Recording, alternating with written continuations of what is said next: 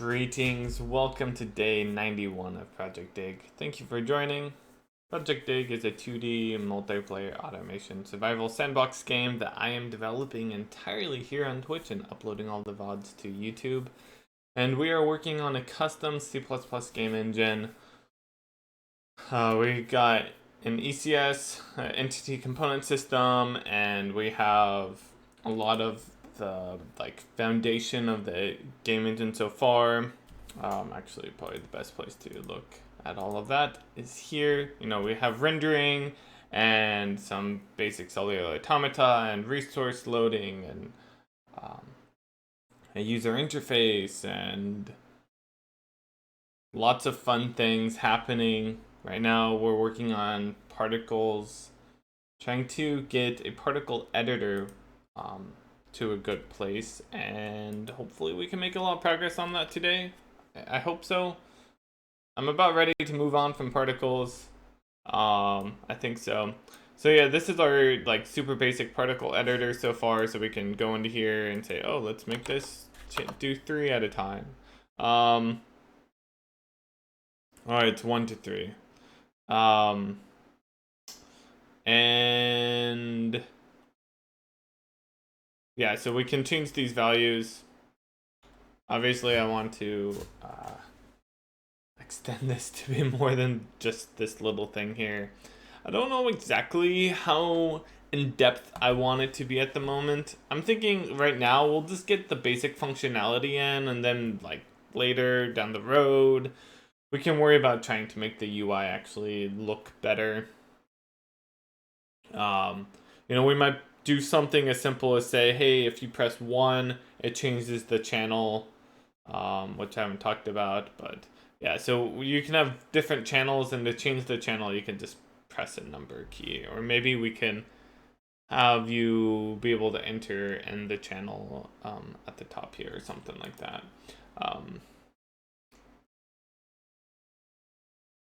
Maybe that's what I'll do is, yeah, I don't know, we'll play around with that. Channels can happen a little later. So,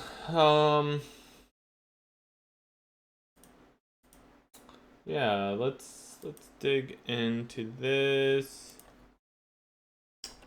So, we were working on the lifespan, that's right.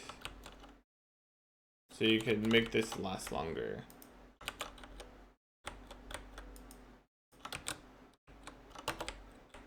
Why can't I change that?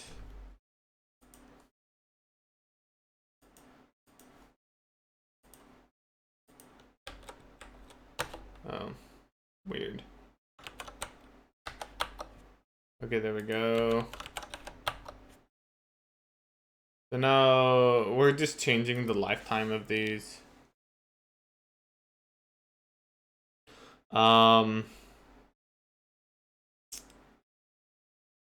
Yeah, I don't know if set text. Let's say that we try to set this to an invalid number. Like that. What happens? Okay, that's what I thought. Oh, it's trying to get the channel. I mean, this is wrong too. It doesn't know what these are right now.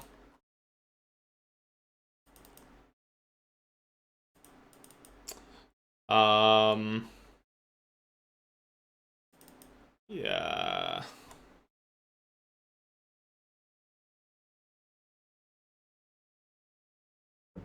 One thing I was thinking we could do to kind of fix this is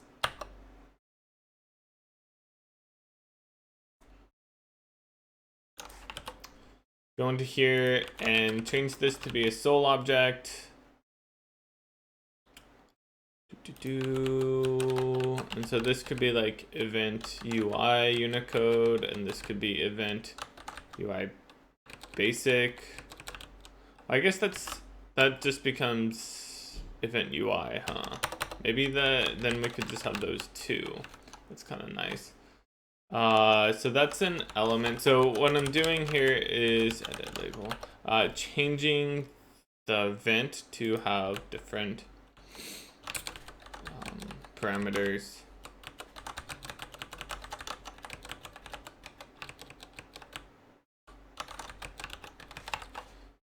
So like on text change, now we just need to say it's get object. That returns the sole object. So we just need to add that in.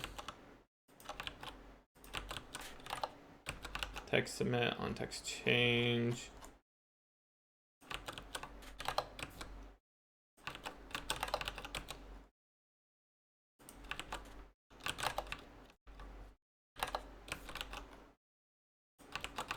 Lots of these. Okay, there should be text change again. And then up here is where the focus changes, right? Yeah, here we go. Those are actually in one place. Okay, great. So now let's go to our event.h. We need to change this because we don't have that anymore, and this is just event UI Unicode. And that means that we do need to run this again, which will re-expose everything properly. And now we can build everything.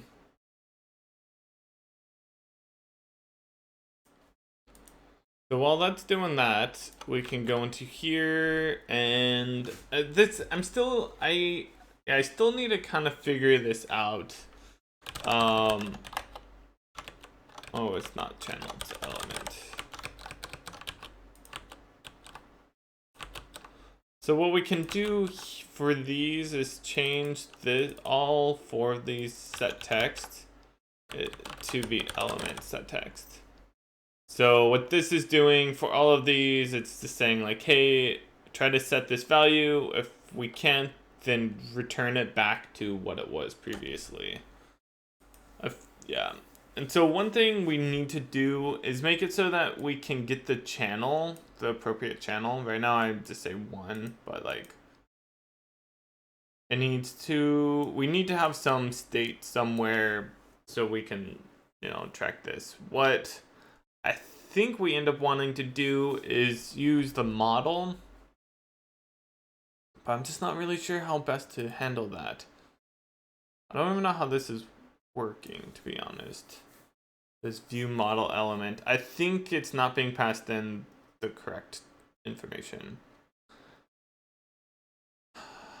I think this was the original plan, is to pass in the view, the model, and the element, and then I just never did that.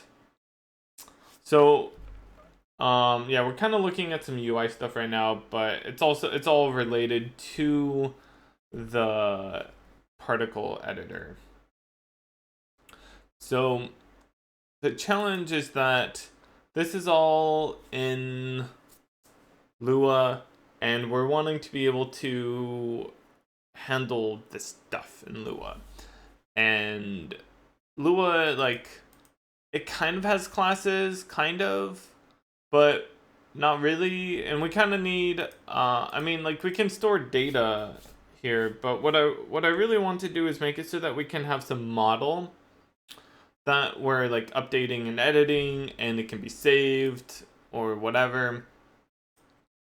And so everything goes into the model. And we have a model, which is in view.h, right here, this table model. And so this is available for us, and we can actually get access to it if we have the view. So we can technically, and maybe this is okay, if we have the element, what we can technically do, say element, we need to do channel. Oh no, I guess that's right. I always forget what's the correct one. I guess if it's a function, it needs the colon. Yeah, so it's like, we get the element, and then I think there's inside of element, there's a view, oh, there's parent. That's not what I want. I think there's like a get view. Maybe, maybe not. I guess not.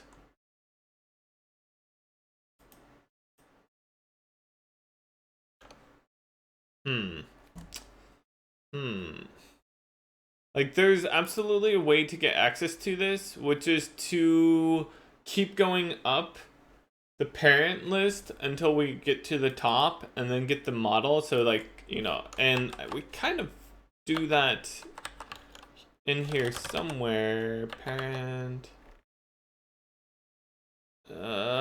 Kind of like here we say, hey, if we want to get the screen position, just keep going up.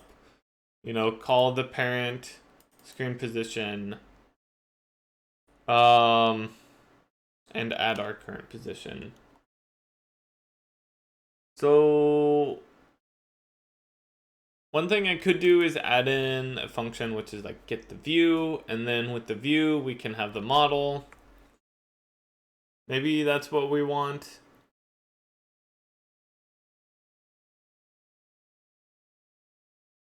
I don't know. It might be nice to just pass that stuff in always. Like, maybe I really should go down that route. What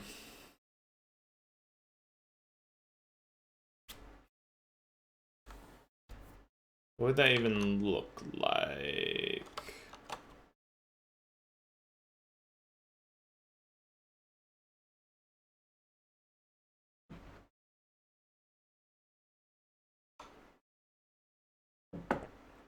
It's probably a nice way to go about doing that. So one of the things that sucks about that is let's pretend that we're wanting to add that in here. So we had a lot of these changes, this like on text change. So let's pretend that we wanted to make it so we could have the parent. So we might do something along the lines of like get view, and then this would need to be get view, which I'm guessing is a view pointer, and then at that point we need to say, okay, now let's get the model for it. So we're having to get the view twice, which sucks. So maybe we would want to then say, oh, let's have the view here, which is get view, and then we can instead just say view model. That kind of sucks. Maybe we don't pass in the view and we just do, sorry, we don't pass in the model and we only do the view. I don't know. The thing I like about that is then we just always have access to it. We can just, any time in any of these functions, we can say, oh, let's set the model, or let's do this thing with the model. So, you know, if we had it in here, we could say, hey, Jacomus, welcome. What's up? We could, at this point, just do, you know, maybe something along the lines of model. I don't know. It's a table right now, so I don't know actually the best way to access that. Hey, Jeremy, what's up? Yo. So maybe, like, preferably it would just be like model.channel. And so that's our current channel. And anytime we wanted to change the channel, we would just change the model.channel. Maybe it would be like channel index if we really wanted. I don't know. Table. If whenever we're getting access to something inside of it, if we can just do value of field X. Okay, yeah. So that's cool that you can do that.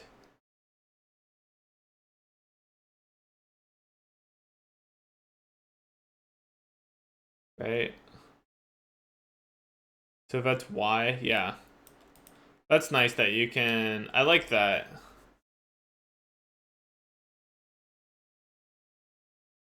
That's one thing that I wish that Python did, but you can always work around it. You can do a.name as syntactic sugar for a name. So this would work, channel index. So you could easily say like, oh, let's set the channel index to, 1 is the default. So up here we would set that. And maybe we should be passing in the model in here as well. So the other option, instead of doing it this way,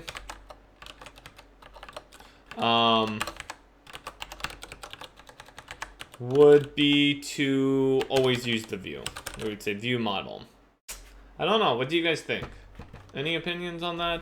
What would be better to use to pass in the model as a parameter so that way we always have access to it, or to require us to like get access to the model by doing view.model?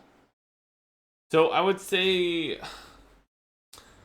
motivation for doing it where we had to go through the view would be if we were using multiple views, but I don't think that's ever going to happen. Like if, we had multiple views that we're juggling, and so there's like different models that we're having to consider. It's like, oh, this is the model for this thing. And so whenever I say model, I'm thinking, what is that called again? MVC, model view control, right? So the model is just pure data. It's not all of the data for the UI. There'd be other data, such as like the player information, but it would contain all of the state of the model. The view only ever has one model, yes. The view only has one model, and so that's like all of the information for the UI that we would ever need to store. Such as like, what's the current channel that we're editing, or what's the current player, just whatever state that's stored in the UI that's only specific to the UI that like typically we would clear out. Hey Bash dude, what's up? Welcome. So yeah, and then we'll have like there's also the other model, which is really the component for the world.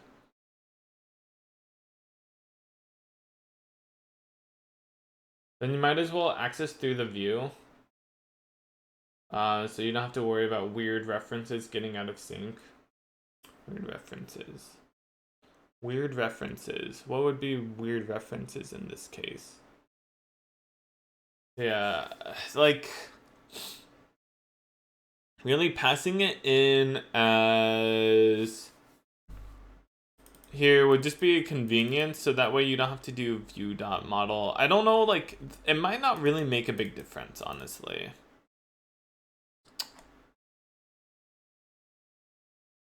The one thing I'm like kind of wanting to avoid here is the scenario where I would be like in a lot of functions I would end up doing something like this. Oh, the model is equal to the element, the view, model, because I have to like I end up using this like 10 times and I don't want to deal with that, and so instead I just say, okay, let's set local model equal to this, and this ends up being a line that exists in like 50 different functions. And it's like, well, if we're doing that, then maybe we should just pass the model in by itself. There's like, I don't know if it's a performance concern, but doing view.model, like how much time or energy is that costing? I don't know.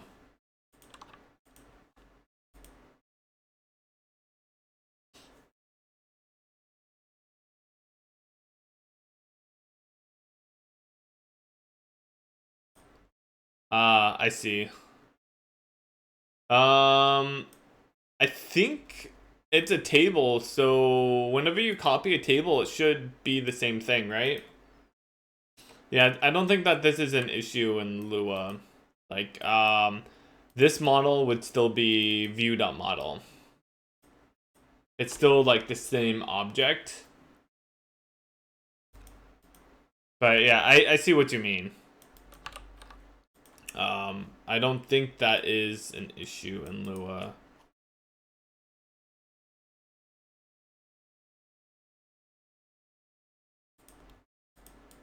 Like the table is like the most basic object. Like in Lua, they don't have classes or anything, so pretty much everything goes inside of a table. And so it would be bad if like it would make a copy of it, and you would have to worry about that. Yeah, this is, I'm just like, I think this is the preferred solution, honestly, view model element, because then we have access to everything. The one thing I'm just trying to figure out is like, how can I do this nicely?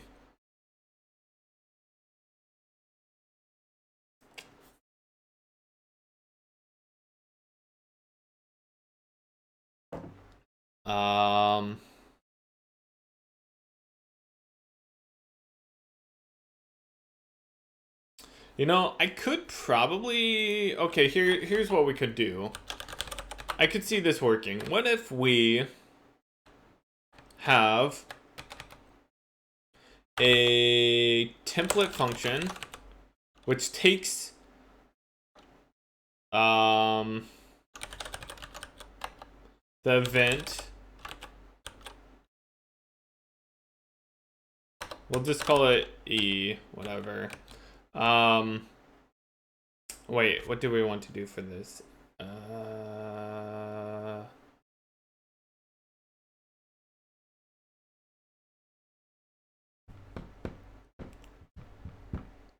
I guess we would want it to be kind of like, well, I don't want to call it event.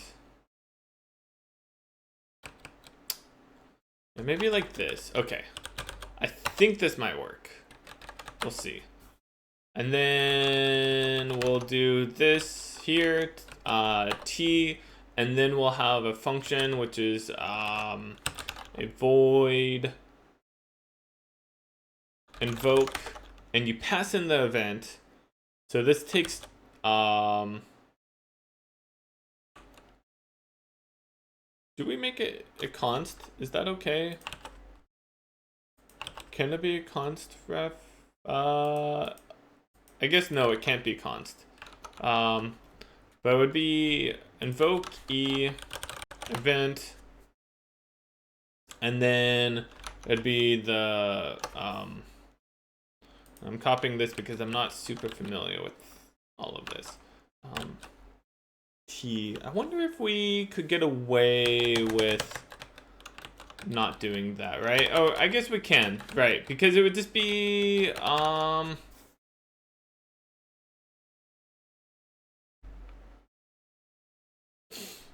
wait, how do we do that? Okay, maybe, how do you get using callback? What I want is the parameters. Basically what this is here. And so it'd be the arguments that you would be passing to it.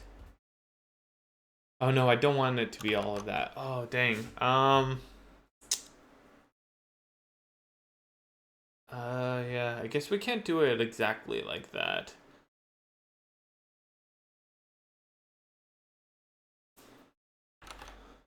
Yeah, I guess we would need to do this. Those are the args.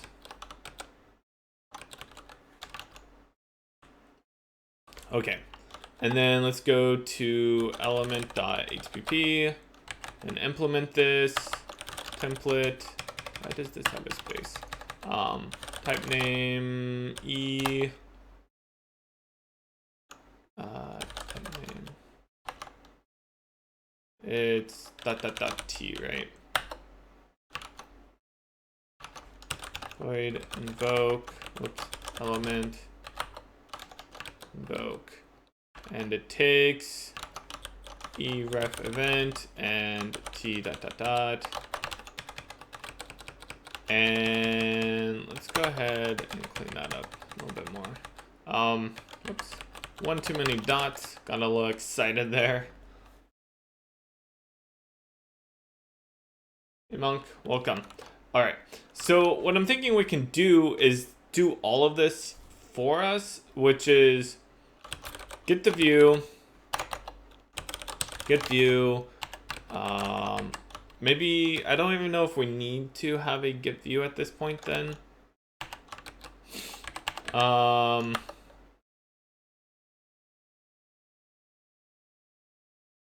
Maybe, it might be useful. So we'd have get view, and then we would have event invoke, and it would take the view, just the view itself, view model, and view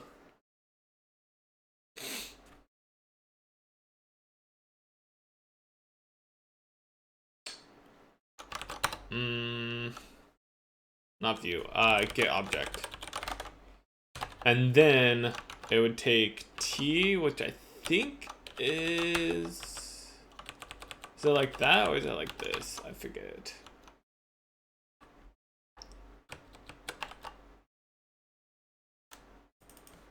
It's after.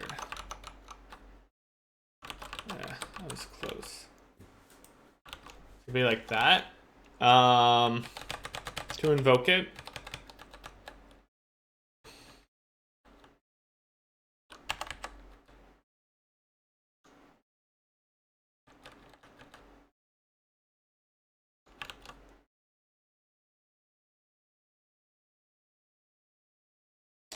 So then, in that case, this would end up becoming invoke on text change string. That's what that would look like.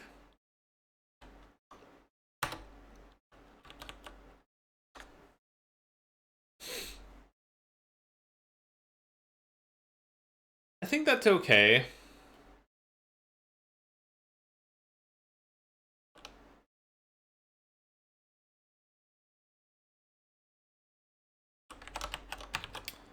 It's nice and compact.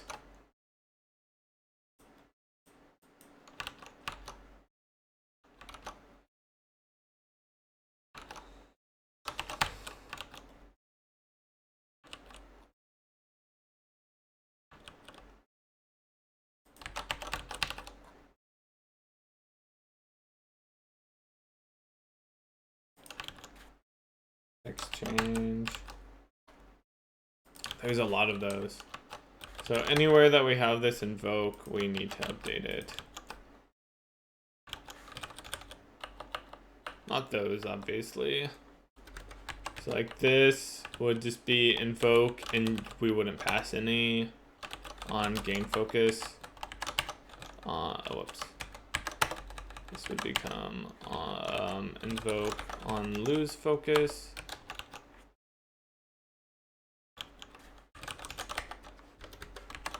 Text change. This is on text submit.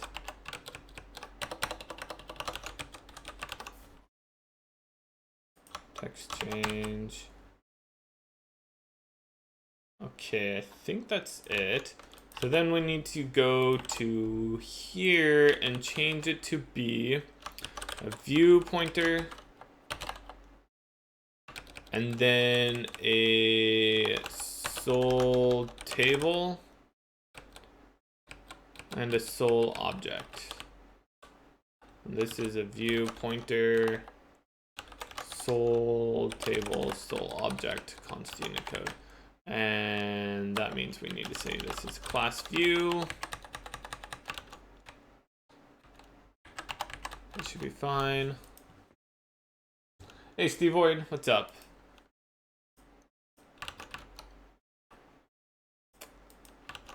Yeah. Don't know if we actually even need to rerun that, but we can. Doesn't hurt. So let's see if this compiles. Oh, we probably are missing. Oh, we're missing two things. Duh. We don't have a get view, and then we probably need to, at this point, also, this is one thing that kind of sucks. And I don't know if I can get around this nicely. Is that, so a view.h,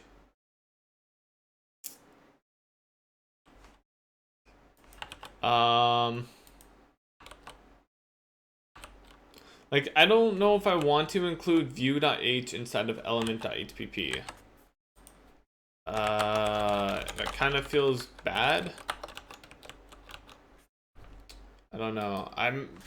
It would mean that anytime, yeah, I don't know. It might be best. Maybe it's best to do it that way.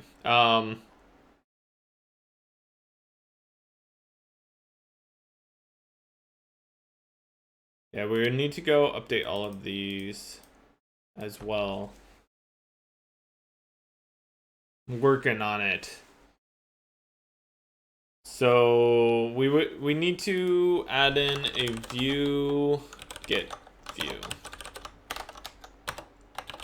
Sure, we can say it's const.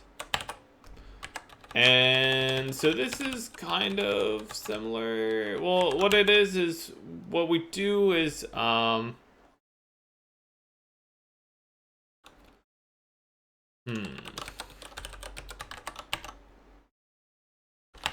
what's the best way to identify the view as itself? I guess what we could do, actually, okay, here's what we can do. That's pretty easy. Then we don't have any checks. I don't know if this is actually better because we're now making it be virtual. But what we could do is say, whoops, this needs to be view, and then this would be get view. So we just say, hey, get the view for the parent, and we want to, I guess we need to make sure that the parent is valid, so we need to say if that, otherwise null pointer, which would cause some serious problems in that case. Maybe actually we just always assume that it's valid, and we can do an assert here, assert log that the parent is valid. Because, yeah, it should always be valid until we get to the view. So in here, we can have a virtual view pointer get view const, and what that will do is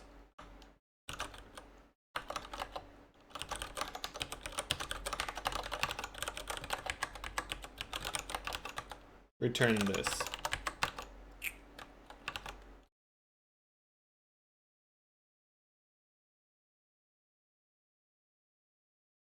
Oh, it's const. Oh, yes. Okay. We don't have to have it be const.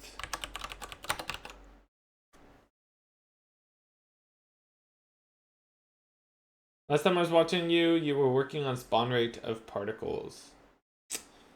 That might be where we're at still, kind of. Okay, so that should be fine. That doesn't have to be const.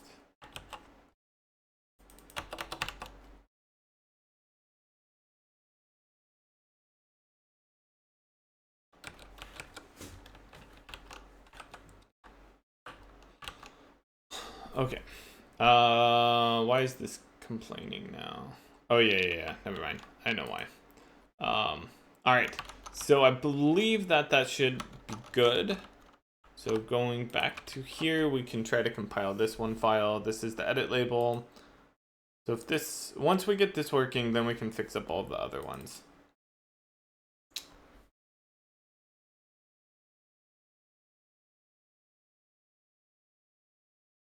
It said unexpected type.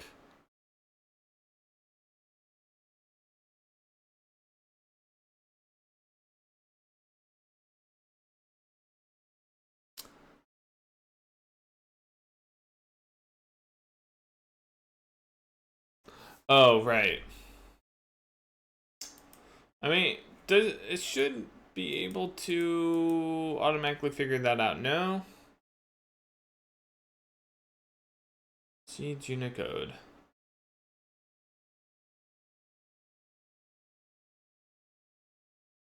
What's the dirty function? Wouldn't you like to know?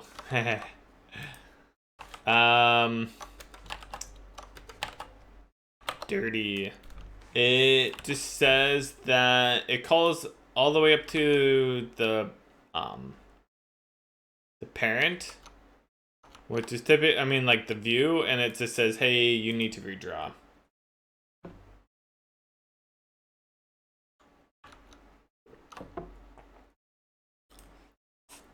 Um,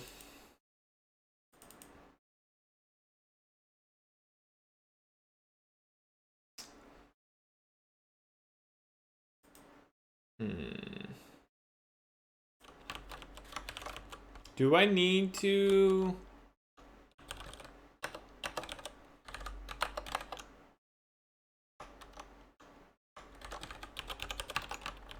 Pass that in?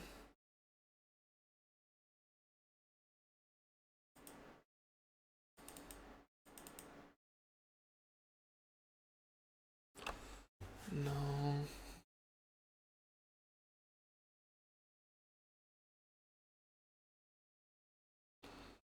Unexpected type.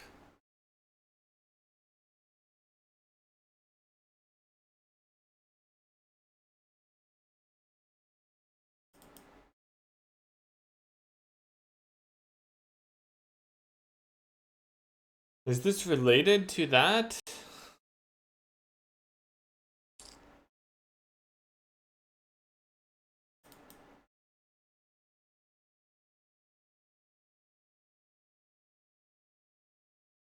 Why is this not working?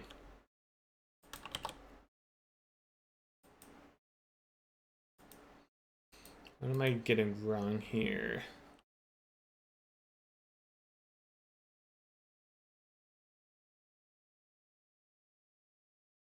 Isn't a dirty function one that changes its arguments or something like that? I had something else in mind.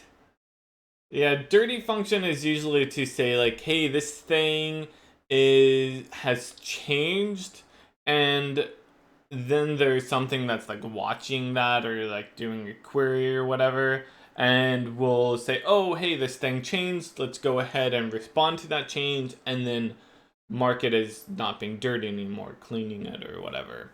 So it's just like a way to be able to essentially set a flag, so that way later on something else can react to that flag and properly respond. So in this case, it's for telling the UI that, hey, there's some value or something has changed and it needs to re-render.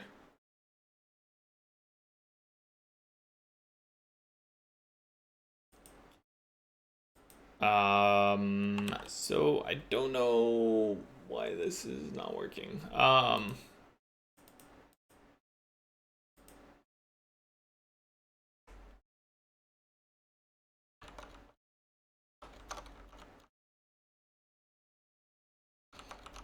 What am I getting wrong here?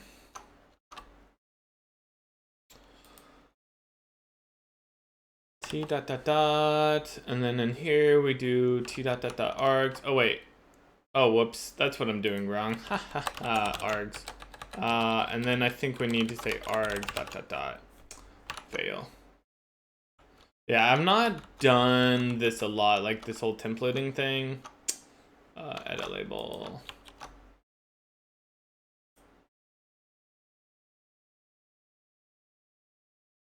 Hey, there we go. Yeah, and we technically don't need this. I didn't think we did. I should be able to like discern what the template arguments are automatically, and Nice. Okay, cool. We got that working. So that's nice and clean way to invoke events that take the view and the model and also provide the element. So that way we have this like standard view model element and then whatever the parameter is afterwards, which is usually only going to be like 1 or 2 things. So this is, I think, good. Handle button click. So we'll actually have this here. So like now I can say, I think in these 3, whoops. Just replace that. I should probably provide and set up the model as well. So let's go ahead and do that. Which is going to be in UI manager setup. View table, there's the setup. Setup is valid. UI is the view. So we'll want to just say UI model. Cool.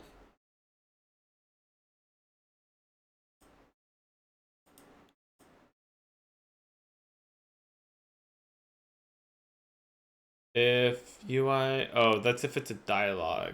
I see. I think here we want to provide the model still.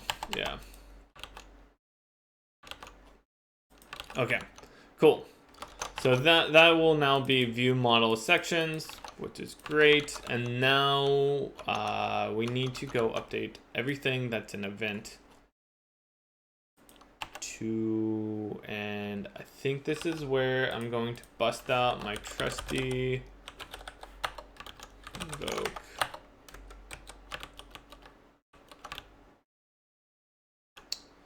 Yeah, so for all of these, we just want to, I think,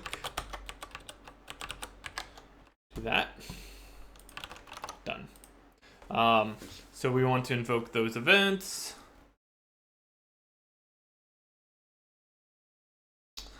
And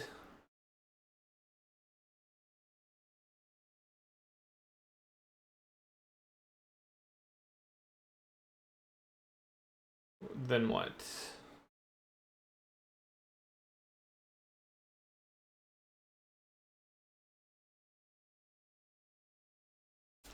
I think there are other places that we have this. Let's look for event UI. Whoops. Event UI.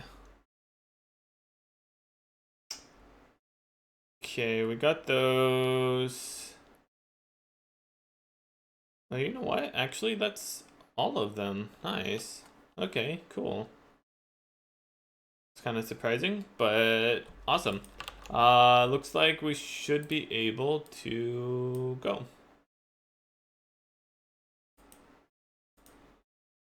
Yay. So that means that we now properly have this view model element all set up. So now, like all of these places where we're doing this like channel, like, yeah, this here,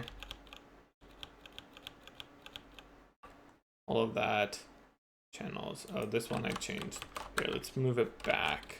Well, we're eventually going to, we want this basically. So here's the plan. I think,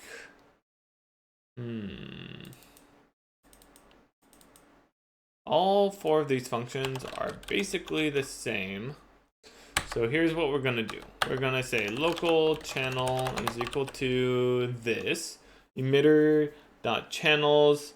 And so wait, oh, we don't have emitter at this point. Emitter is going to be, and I guess we can just do that here in place, which is particle get emitter, and this is currently our new emitter.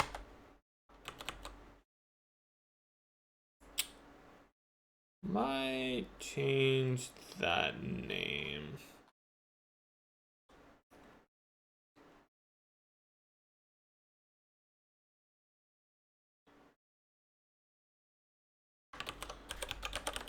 Maybe we should call it like editor. Right.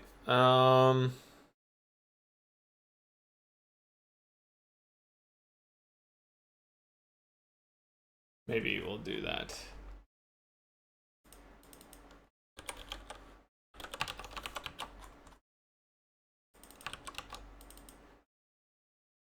Oh, we were doing that here. Okay.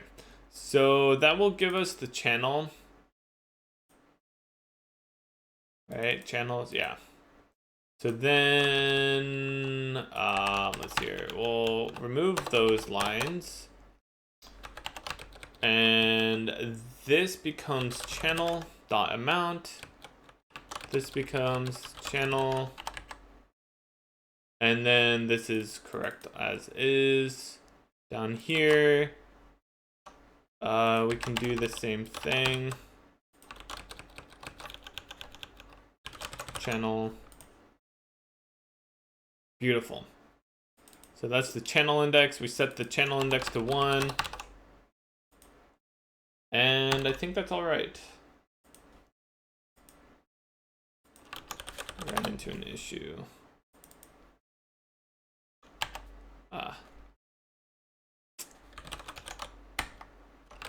Should have figured that.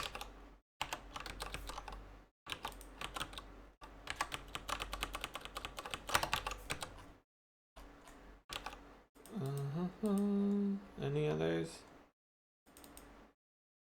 Nice, we don't have too many. Invoke. Oh, that was the only one. Cool. All right. Emitter channel. That looks good. One thing we probably need to change is over inside of our main, we have new emitter. Now I'm calling it editor.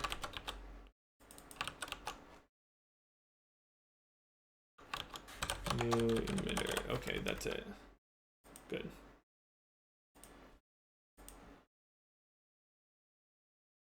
Okay, so that should now like have everything set up.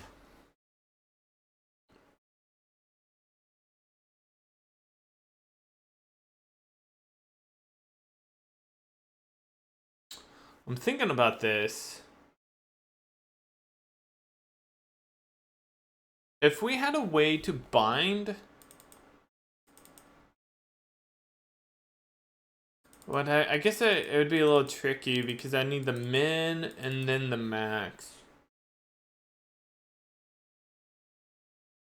I guess we could do just min and max. Yeah, that could maybe work.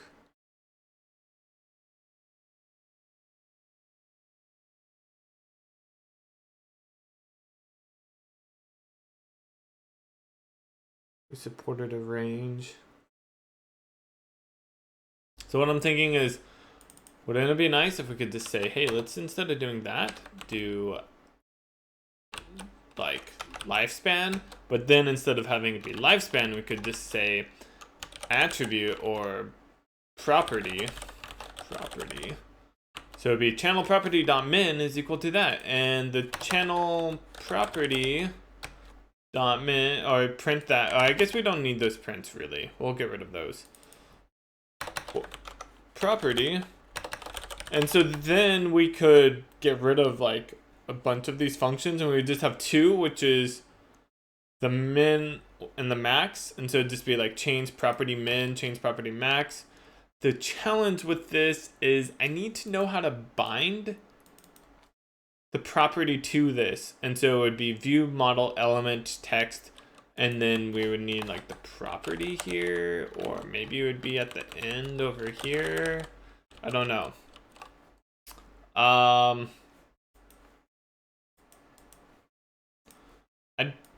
don't know how to do that. Do a bind property to function.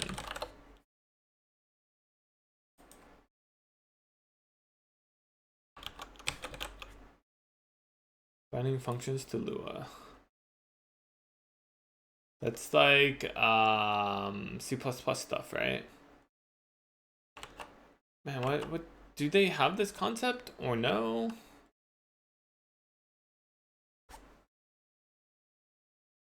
I think not property. It should be argument.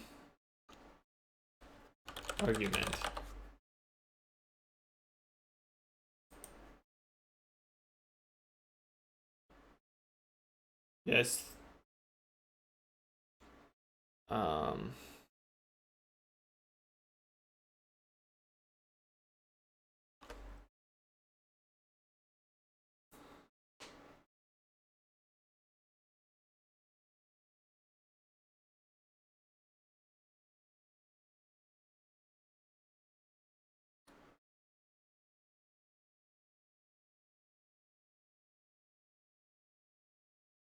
Okay, so that's essentially what I want.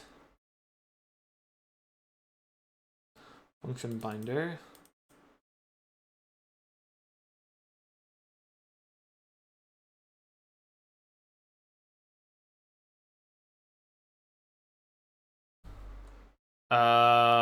So the question is, does Soul have anything like this? Soul 3 or Soul 2?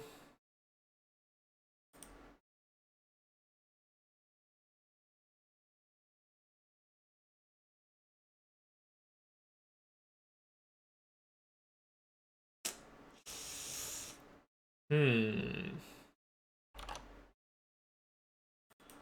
You know, one thing I could maybe do is like this has a listen. What if I made it so that you could bind things automatically just by passing in the arguments here? Like you could say, oh, this is, you know, the property, the lifespan, and this automatically gets bound to this function. That'd be pretty nice.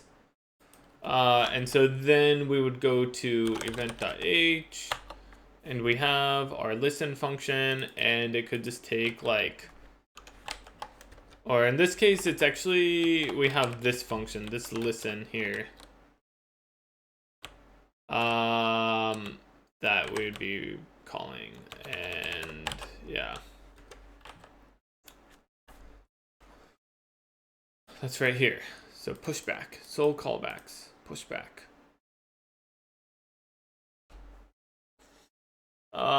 I guess what it would have to take then, I would need to change this, and it would be like the extra parameters or something, right?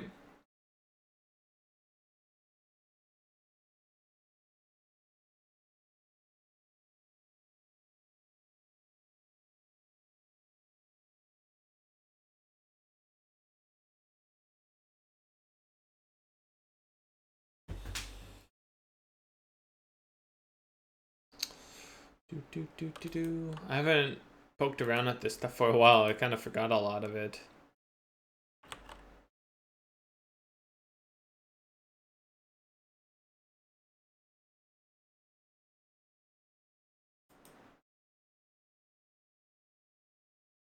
What is this person wanting to do?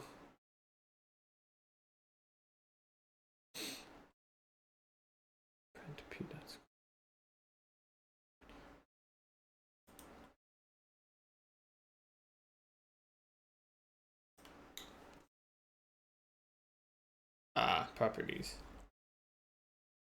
Oh yeah. I see what that person's asking. I don't really care about that.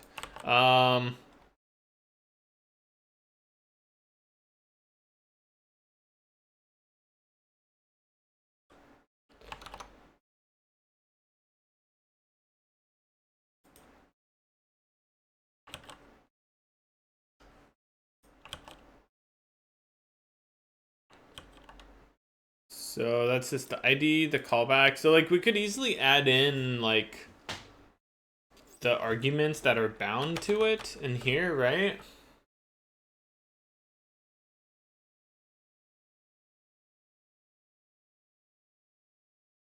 I think so. Okay, so the question is, how do we take a variable number of arguments? Is it verdict args?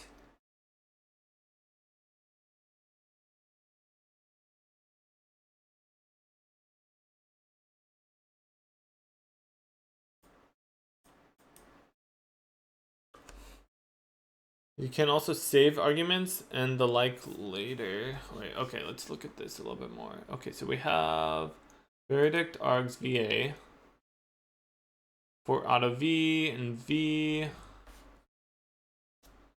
value is equal to V. Oh, I didn't know you could do that. That's nice. Implicit conversion as and I did not know you could do that. Or maybe I did. Hey Kiru, what's up? Welcome. I worked on Lua stuff and then like very soon after worked on a bunch of PyBind 11, and I've kind of mixed the two in my head now, and I can't remember like what's what. It's like, wait, was that a feature in Sol 3 for Lua, or is it Python with PyBind 11? Executing Lua and C? Yes. Yeah, using Sol. So yeah, that's cool. So that's the verdict args. It says that you can save them by putting them into a vector or something similar that serializes them into the registry. Below is an example of saving all the arguments in a lambda capture variable called args. Sol as args. Function storage. Store routine. That's cool.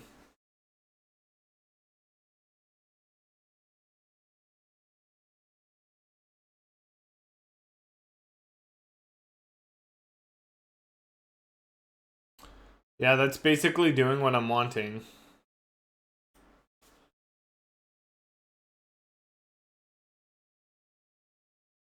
Nice. This is really cool. So we can just do this. So the function storage, oh, this is a lambda. We technically don't want all of that. What we really want is just this. So what is as args? Let's take a look at that. But what we can do is have this be a vector of Sol. What did he say to use? Sol object. And this would be bound arguments. And so then what we can do is inside of this function, we can provide a, it'd be Sol verdict args, and oh, I need to provide that in here, huh? Sol sounds ugly. Sorry. Why? This is a very common practice for game dev.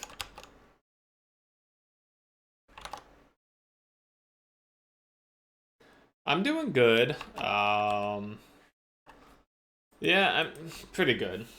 Last night, so, you know, I have a newborn. She's like 5 weeks old now.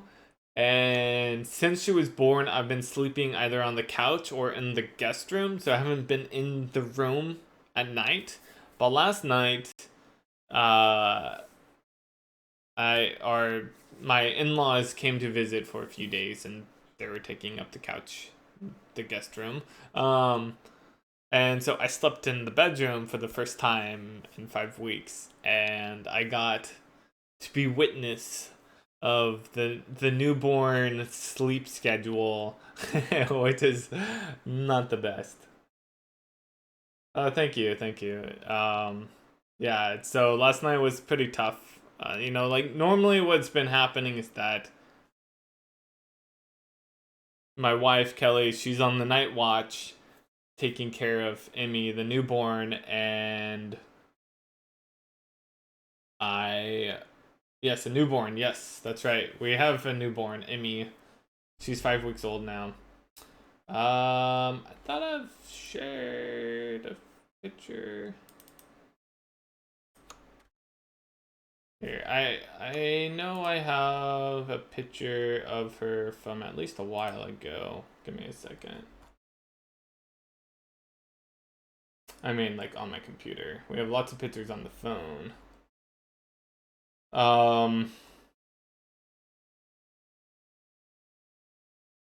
Here we go. Here's a picture. That's like week 1, I think.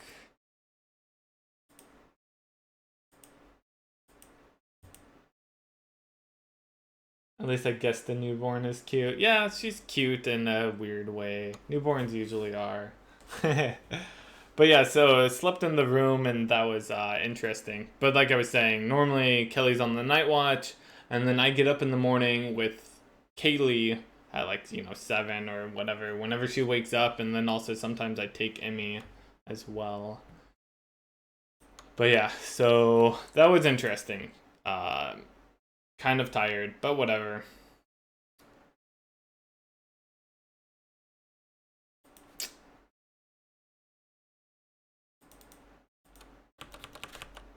Okay, so we need to get this.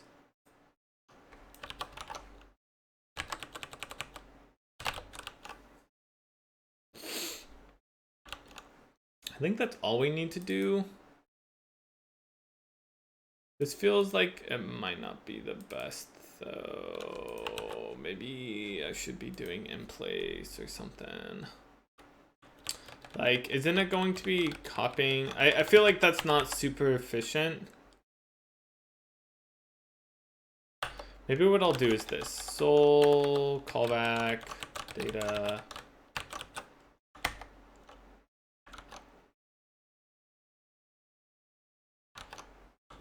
Right? Yeah, for right now, this is probably fine, honestly. So that's the args. And then it sounds like what you can do with this is, from the looks of it, whenever we are invoking, down over. Wait, where are we invoking? Right here. Here we go. Callback args. Yes. What we're gonna do is say iter.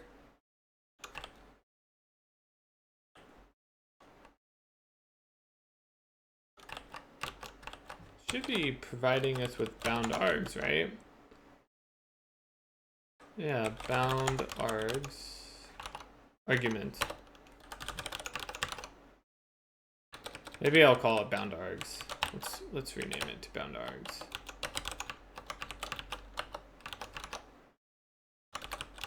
Okay. Oh, and this needs to be sol as args.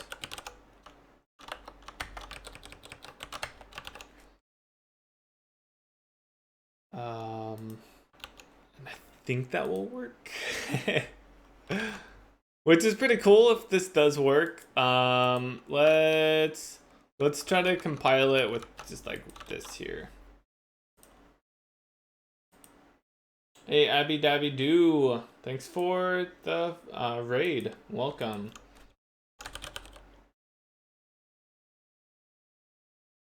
Hey, Matrix Master, welcome. Okay, yeah, so let's go ahead and build all of this. So I think this is going to work, which is really cool because now we can bind arguments and it's super sexy. We don't have to like, yeah, it's just built in, so we can pass in whatever arguments we want and they just get appended to the end. And so with this, we can say, oh, this is the lifespan and this is the lifespan. And then what we'll do is we're going to say this is handle change property min and handle change property max. We could technically provide 2, and then I guess that could work. So we could say this is the min and this is the max, and then we could just say handle change property.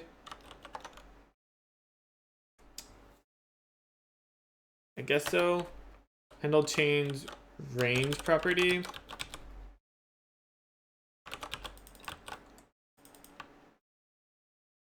So this would be the amount and min. And this would be amount max. So now we have instead of having 4 different functions, we would just have a single function, which is the view, the model, the element, the text, the property, and I guess the value. Value doesn't quite make sense. So we have for range, we have the min and the max. What are those called?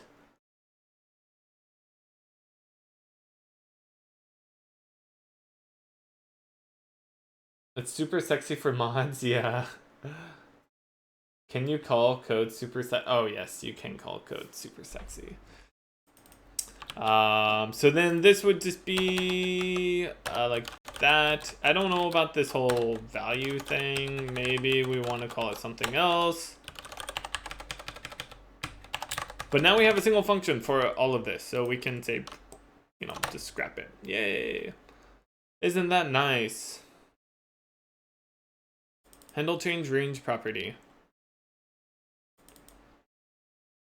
I don't know about this value. Or I guess we can't call it value because we already have a value. There's property, and then there's I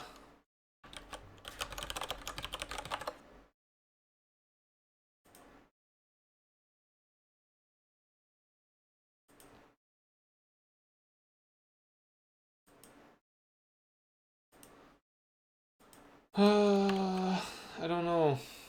I don't know what this should be called. But it would be these 3 or 4. I'm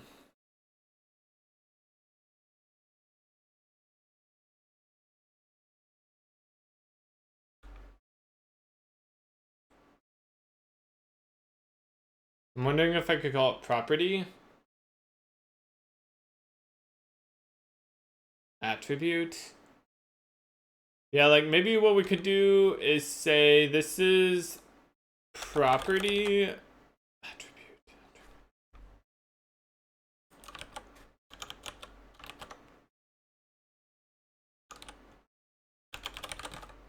I'm wondering what makes more sense.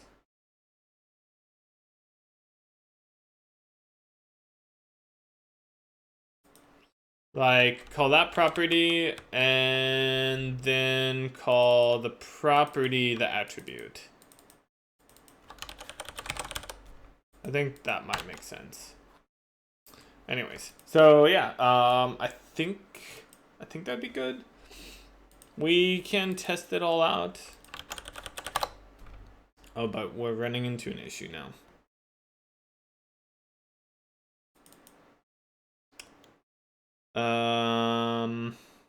Right. I need to rebuild this thing. So now it takes the verdict args.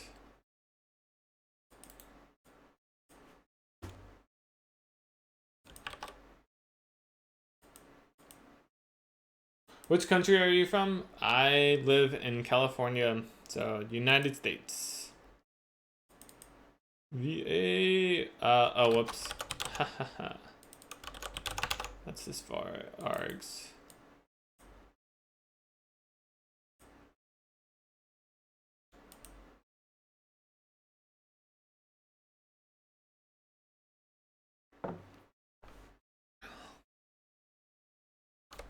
So yeah, last night I was awake from like 3 to close to 5. Because Emmy woke up. She was kind of stirring about 3. And then she like completely woke up at 3:15. And then at like 3:30ish, I took her into the office in here. And I just worked on Kriya for a while, like maybe 40 minutes. She just hung out on the ground, being awake. And then after, she kind of started getting restless. So I was like, okay, let's try to put you back to sleep. And she went right back to sleep, fortunately. At that point, I mean, it was like close to 4:30 or it was actually 4:30. But then of course it took me a while to fall back asleep because no one was rocking me. Like, it's kind of not fair if you think about it. I rock Emmy to sleep, but then no one rocks me to sleep. Should have called my mom. Mom, I need you. Wah.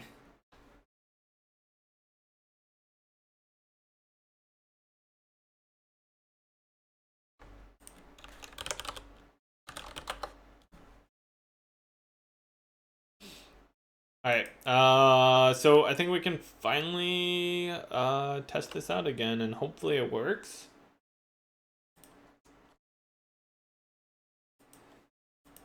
Lots of changes in here. Just really trying to set things up so that way we can quickly iterate and add on to this. Alright, let's go. Go. No, UI's gone. That means that's not working. It says attempt to index local model. Oh, did I do something wrong in here? Attempt to index local model. A nil value.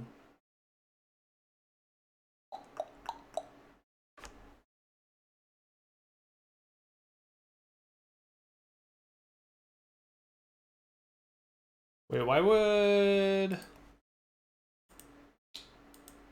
Hey, Marg.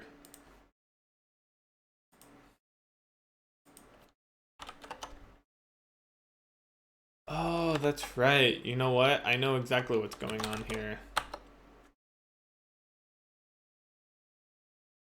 When this gets set up... How did we do that again? So we have the table. Let's go look at view dot... Oh, not view. UI manager. I forgot about that. Whenever you do this, you have to actually create the table, right? So here's a UI table that contains a bunch of stuff. So I need the Lua state. So whenever I create the UI, which would be here.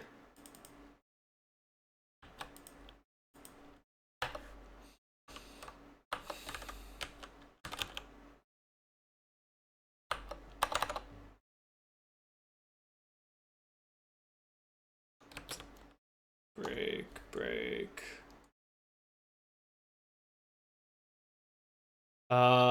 Wait, why do we break? Oh, we break out of the switch statement. Never mind.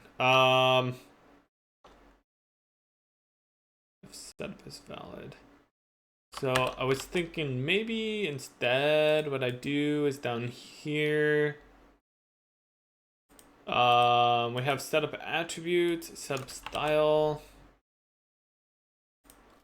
Maybe here we can just say model is equal to, and this is where we need to do a Lua state.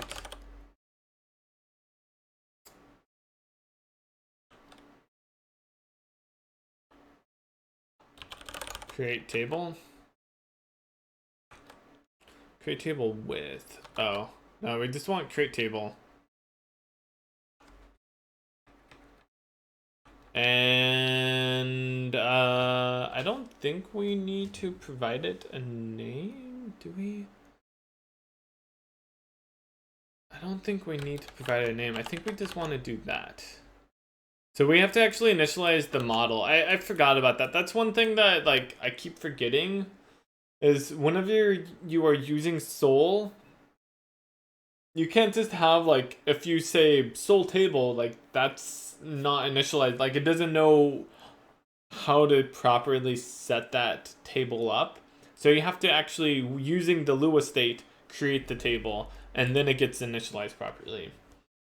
I don't know if that's gonna fix it, but it looks like it might. Let's try this. Let's say 5. Or actually, let's go back. Well, that looks like it worked. Let's say 5 here. That does. Oh wait. 3, 3, 3, 3. Looks like I got it close. But it appears to only use the min value, right? So if I change this to 1, it's just always 1.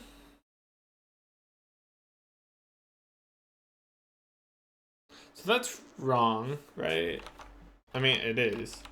I want to see if I change this to, let's say, 8. Yeah, that's just not working whatsoever. Huh. Why would that be? Max lifespan on text submit, listen, pass in this.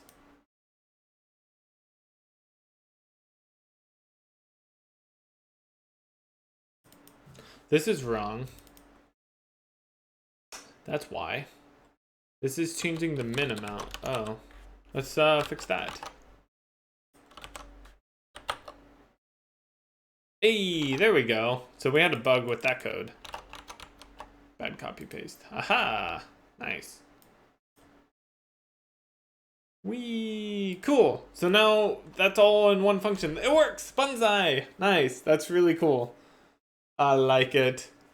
So now you can easily bind functions to, or sorry, not bind functions. Well, I mean, you could bind arguments to events by just providing extra arguments. It's really cool. That's something that I wish I had done for Korea, or had something like that, because in Korea, it was not that nice. Like, you can easily see that. Oh no, spoilers. Where's a good place? If you just look at pretty much any of the UI, like let's go to craft.py. So anywhere that we have this listen, yeah, see like here where I have this like partial, that's me binding arguments. So you can see I do that a lot. Partial, just like anywhere that I have this listen to partial. So if we do that, or if we search for specifically that, I'm sure there's a lot more. Yeah.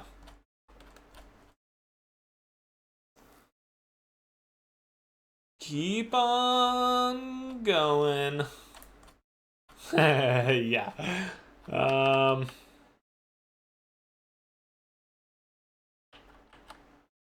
There we go. 461 places that I could have used it in Korea. Yeah. Where basically, if you know, what we've done essentially is said, okay, instead of doing listen, partial, whatever, we just get rid of that. And so it cuts off a little bit of effort, work. It's not that big of a deal, but it is convenient. It's nice. Cool. So now, one of the things that's really nice about that is we can just add in more. So we have. Let's see. What do we have? Properties. Okay. Lifespan. Oh yeah, we need the deltas. That's right. Delta.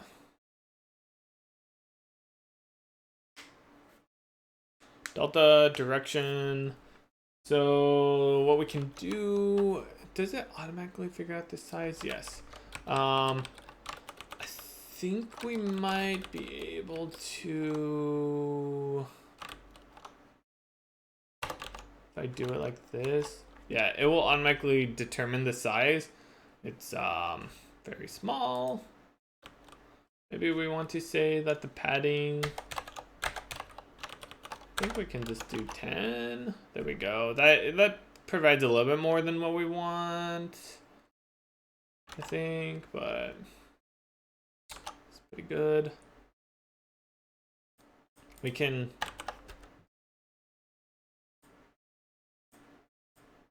do this so we can see it live update. So like one thing we would like to do is say, let's add in another group or thing, which is the, instead of max lifespan, it's gonna be delta lifespan. Yeah. I feel like I should really inverse that. So it'd be lifespan min max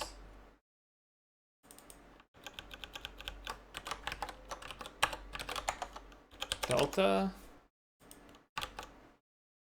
and then this will just be delta. Oh, this is where I can't do the range property.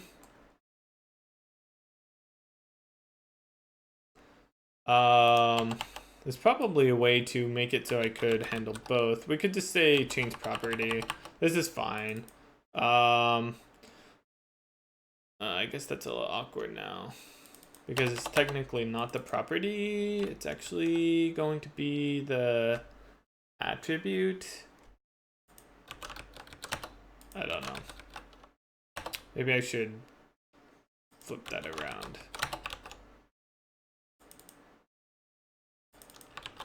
Okay, so this is going to be change property, and this is going to pass in the lifespan delta. Lifespan delta, I think that's all correct.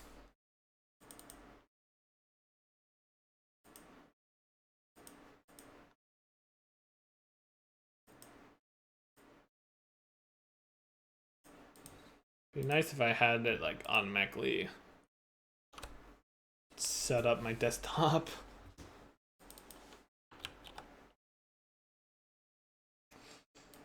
Edit label assigned to the right. Lifespan delta. That's, I think that this should be good. Oh, you know what? We might not have a lifespan delta. We don't. We don't have a lifespan delta. Okay. Well, that's fine. What do we have a delta of? Wait. This is wrong. We shouldn't have a lifespan delta. We do have a speed delta though. So maybe what we can do is just copy this, paste it down here, and then get rid of that. And then all of the places that we mentioned lifespan.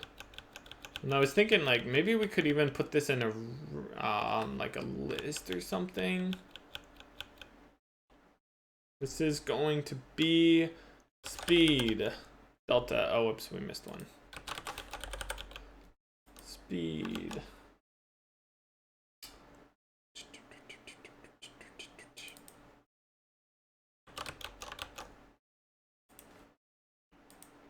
Hey, you.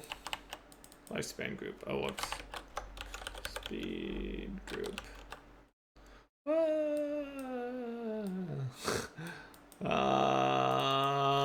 Oh, I see. I need to say add relative, and this needs to be added like this. Nice. It would be nice to have this be a fixed size, and then there's also this problem where like that float is very long.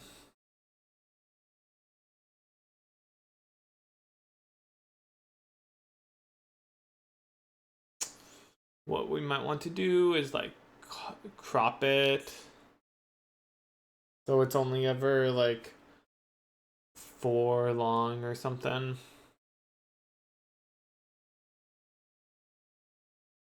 So now we could say, hey, this goes up to like, oh wait, oh, that doesn't work. Oh no, it does. Okay, cool. So you can see now, like sometimes they get thrown really far out. This is really cool. Like, hey, we just added that thing in and it didn't take long at all. And we can make it so like this is much stronger. So now it like quickly comes back. We could say -1. So now they like go the other way. 0.5.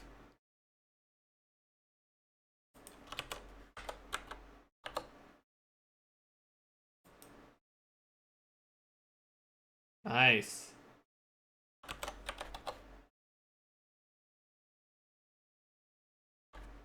Very cool. So like it's working. It just needs to be cleaned up some. So let's do one thing here, which is let's round the number. Do a round float. Rounding numbers and then truncating. I guess we don't really want to round it to, I guess it would be like a string format, huh? That's probably what we want.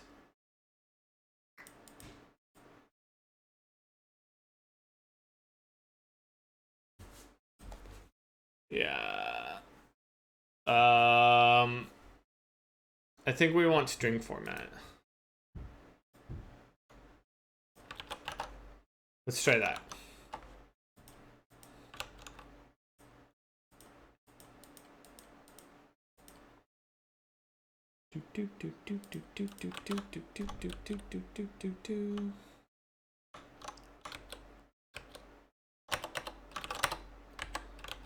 All right, that should be it. I guess one thing we could do is then go into here. Maybe we want to say up to like 4. And then we can go to string. In this case,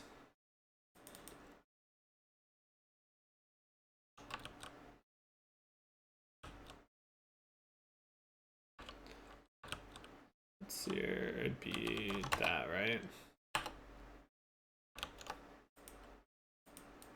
So if I made this be really long, why is it sometimes? Oh, it's bound to the size, right? I haven't actually tested that much, have I? Right now, it won't go beyond the size of our input field.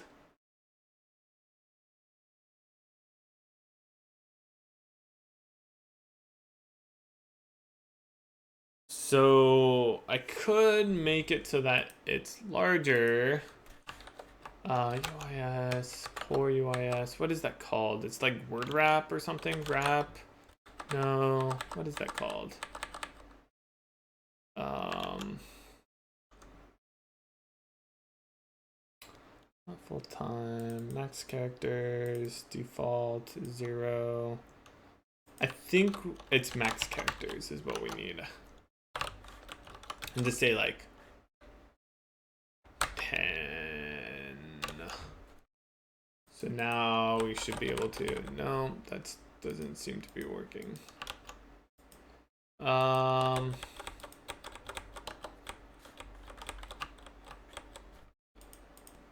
on here.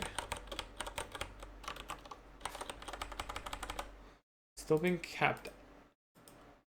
I don't know if that's working properly. Max characters, or maybe that's the wrong property or thing. Edit label. Let's see here. Wrap text. Wrap text.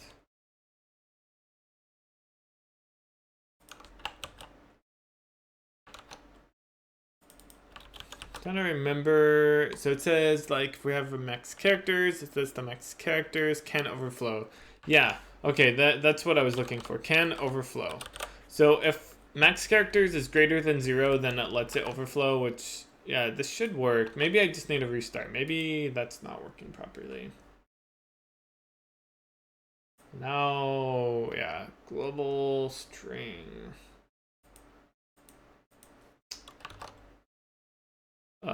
String.format. Wait. Do I have to like import string or something?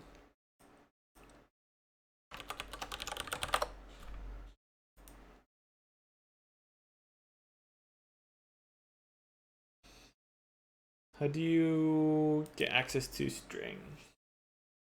Do I have to require string? I think that's what it's called, require.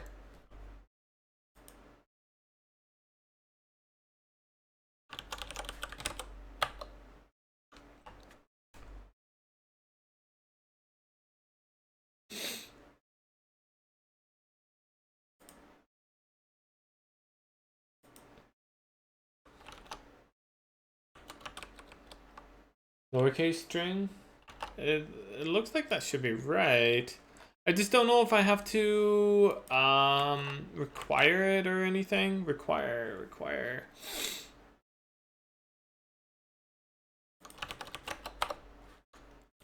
String format.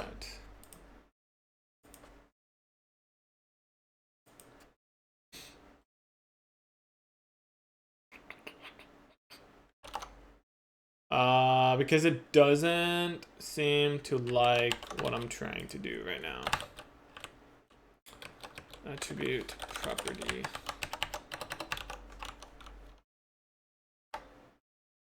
It said attempt to index global. That's on line 43. 43. Right here.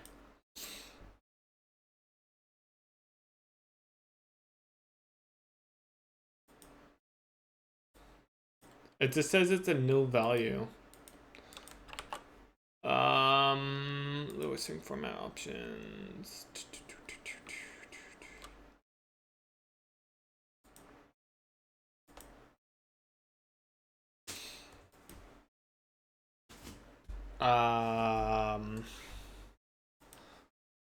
Oh, where is it located?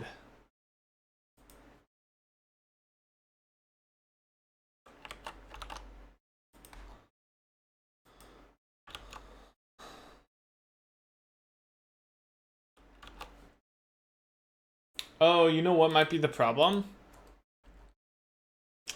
Is that in our UI manager, I think we have our own, yeah, sol lib. Maybe this has a string. There we go. Nice. Okay, cool. I figured it out. We just did not have the string library added. We probably want that.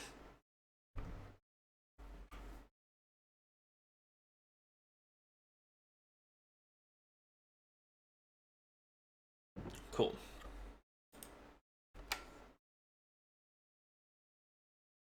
Woot. Excellent. It's word wrapping as well.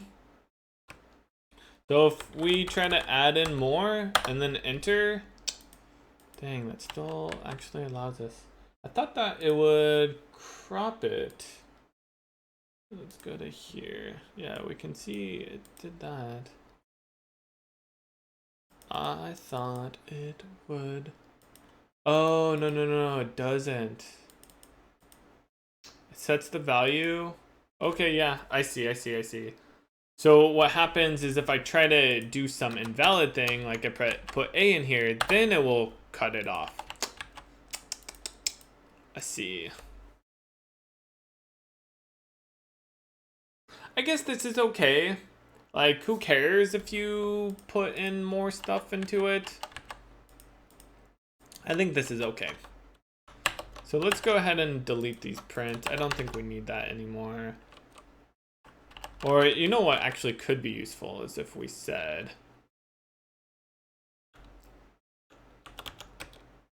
Do we have... is there such a thing as a printf? Lua printf.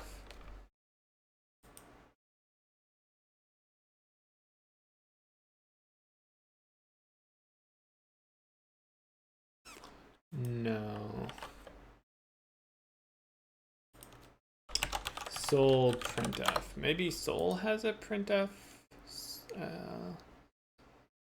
Sol Lua Sol printf.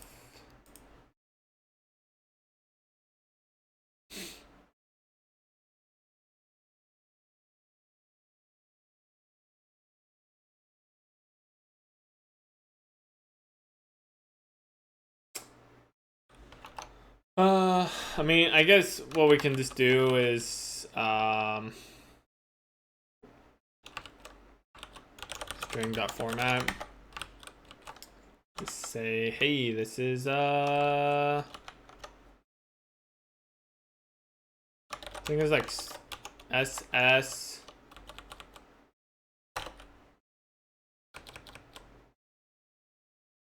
is being set to,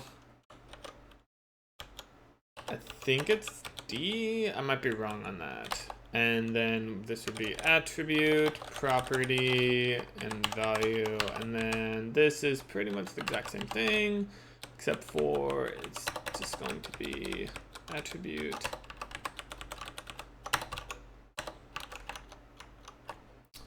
Okay, let's see here. So if let's change this to 8. And that needs to be entered. Nice. I don't understand why sometimes, like, I select that and it won't let me add to it anymore.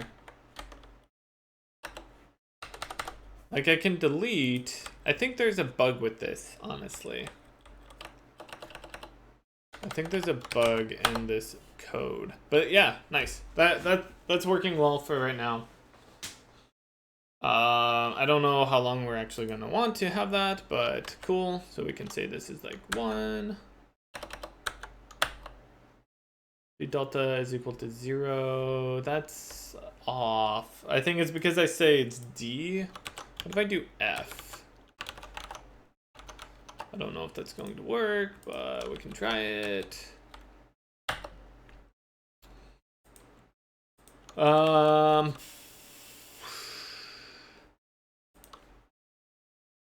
Okay, let's look at string format, float.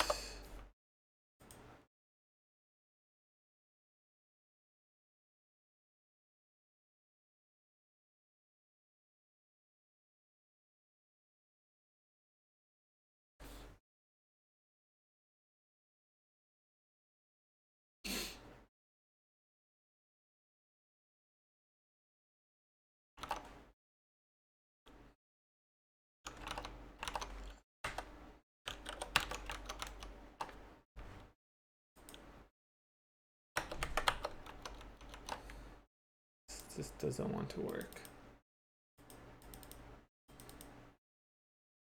Oh, whoops, I'm changing the wrong one, that's why.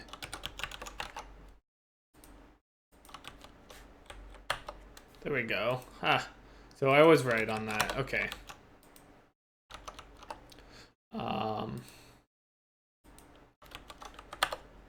Yeah, cool.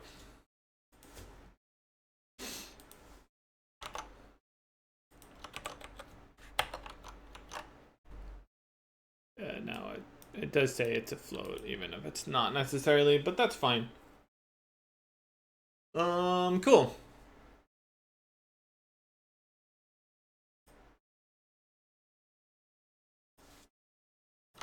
Yay. So what we're doing now,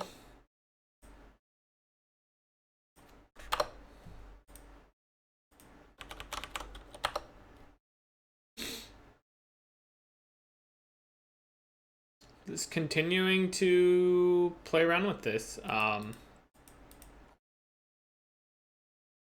So like right now we can very quickly add in like all of the other properties, right? Direction, angle, scale, orientation, color.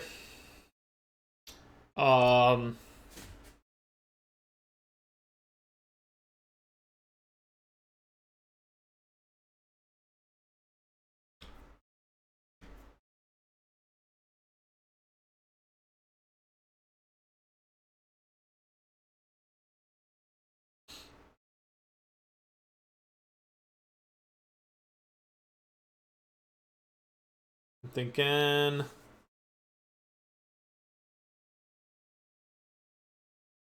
One thing we might want to do is provide a range, or like the bounds for these. Like the lifespan should never be 0, or less than 0, at least.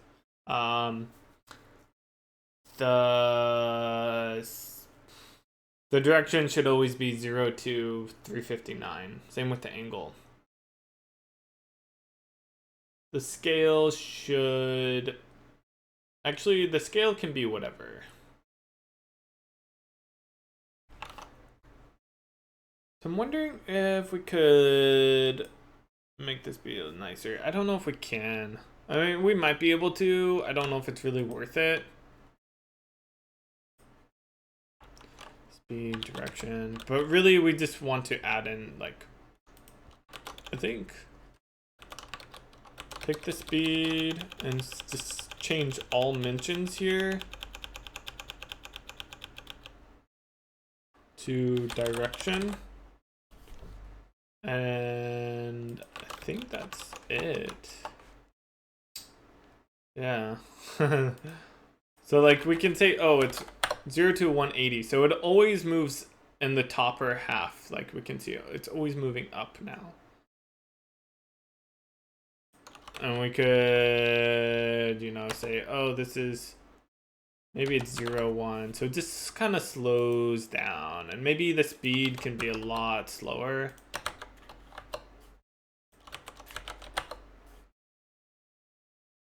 And the amount can be like 3 to 5. And maybe the lifetime is like 2 seconds.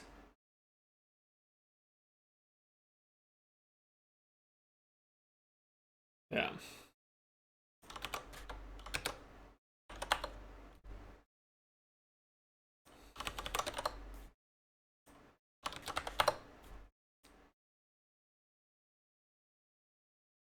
That's cool. Like, we can actually kind of change stuff now.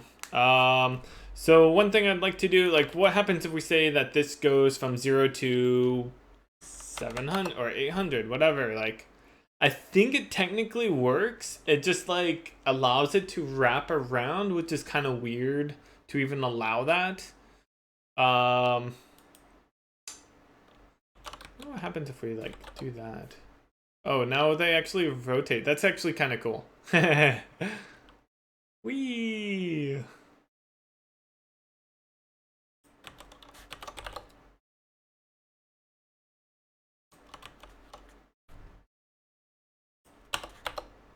Make them go faster.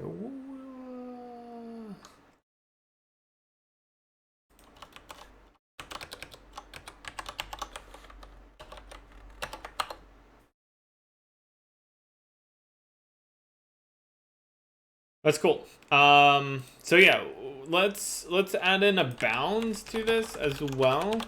And what we'll just do is say if the value should be set to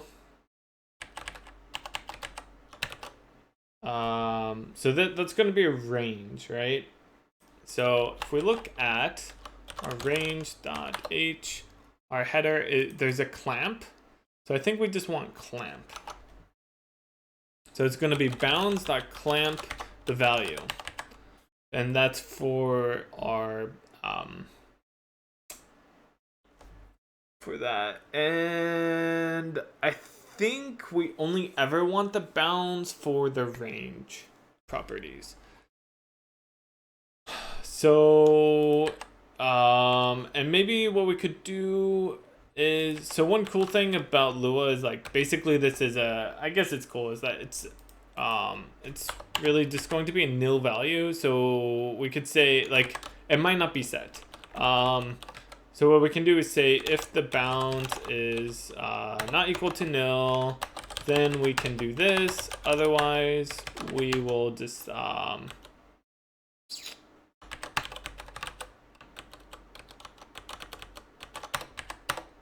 and this is where, like, I honestly think what might be better is to just do this, right? To say, hey, if the bound is not nil, then what we can do is we'll clamp the value. I think I like that more. And so then we don't have to provide the bounds for everything. It's only for the ones that we actually care about. So in this case, we can say, hey, we care about the bounds for, oh, that's true. Is that this is, I guess right now it's going to be like a range. Is it int range or range int? Hey, Cooler, what's up? Int range, yeah. So we'd say this is an int range. I think it's an int range.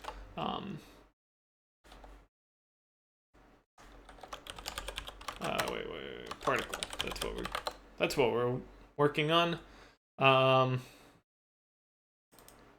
no, it's a float range. Okay. So we'll say float range dot new, and it's going to be 0 to 359.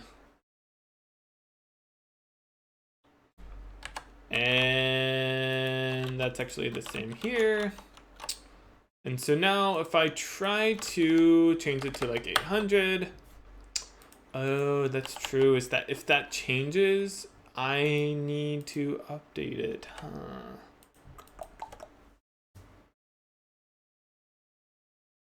Maybe we can do it like that.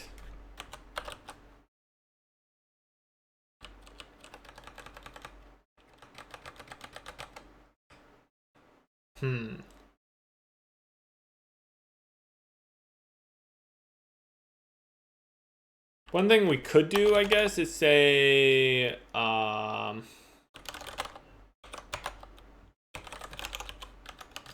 little wasteful, but we could say, hey, if they're not equal, if it is going to be changed, then we can change it here and set it, and this will be value, right? Where are we at? Oh, it did not like that. It's 109 clamp. Oh, it's a function, duh. Maybe that's why. No, it should still change it. I don't know if it's going to let us. Hey, there we go, nice. It doesn't like this clamp thing still, but for accessing member functions. Wait, where? That's on 109. Bounds clamp. Well, that looks right.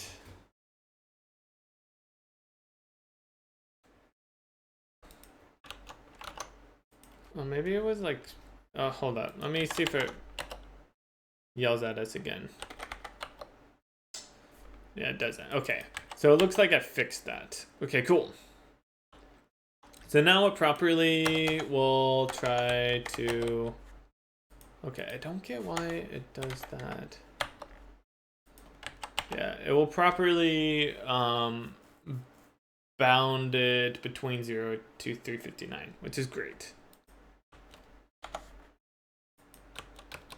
I don't know why. There's something wrong with this. I need to...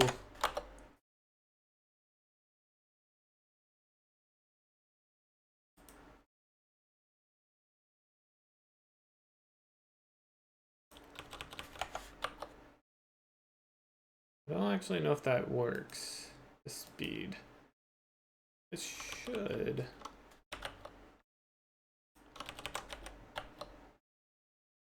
Whoa.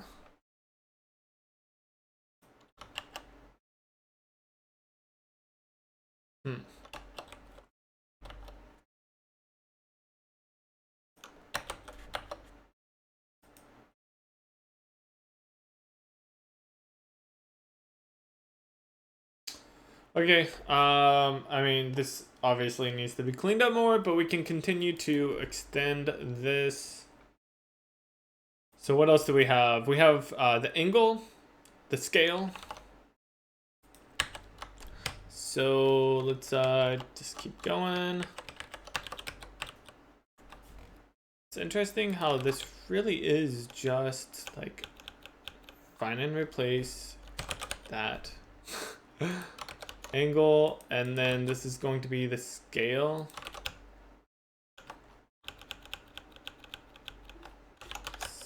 There must be a better way to go about doing this instead of copying and pasting. Cool. So now I could like, wow. Now we have, and we can make it so like, you know, maybe it shrinks down so it's negative 1. Wait, why are they getting bigger sometimes?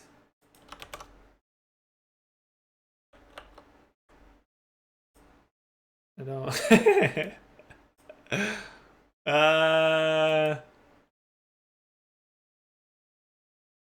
Oh, it's because it passes 0. Okay, so like for that, maybe we need to clamp the scale to 0. So it hits 0 and then it's, I guess, like gets inversed. And so it's like, oh, now we're going to have it become larger. So like if I made it so it wasn't, maybe we'll try that. Yeah, now it looks like they're like falling down a hole or something. That's cool. Yeah. It's all working.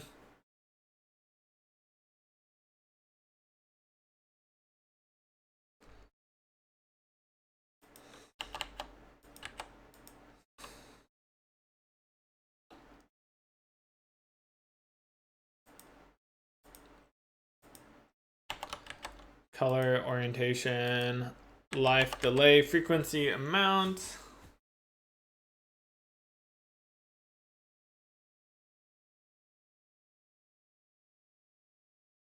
Texture, text direct.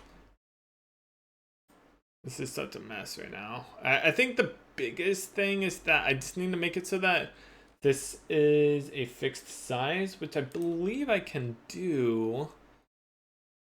This label.create. I think so. Let me look at that. I think if we go to label, yeah, we can provide the size. If we go up here,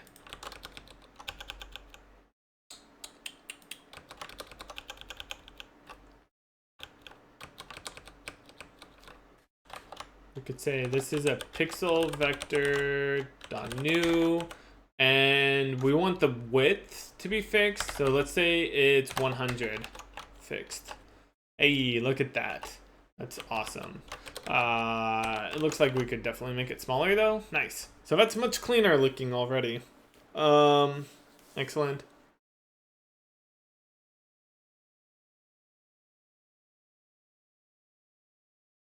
We probably could make those be bigger. So maybe we could say that they're like 64. That makes it more readable for sure. Nice. Obviously, this would be better if it was a bigger screen. The power of the UI is real. It's pretty awesome, actually. We can just like work on this so nicely while the game is running, or while the editor is running. It's kind of meta if you think about it. We are working on the UI in real time, fixing and trying to get that all fixed up so that way we can work on particles real time and see those changes immediately.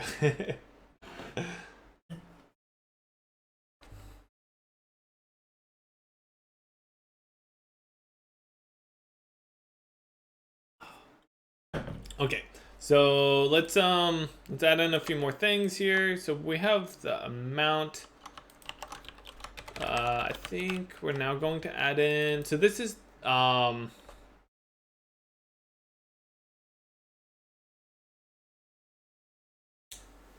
do we have? What is this called? particle. It's life. We have the life, the delay, and the frequency. So we want to add those 4 in. They're all the same.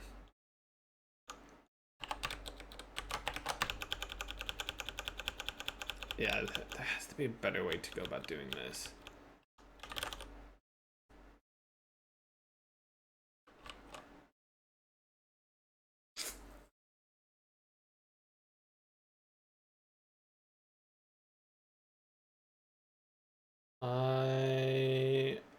I am sure there's a way.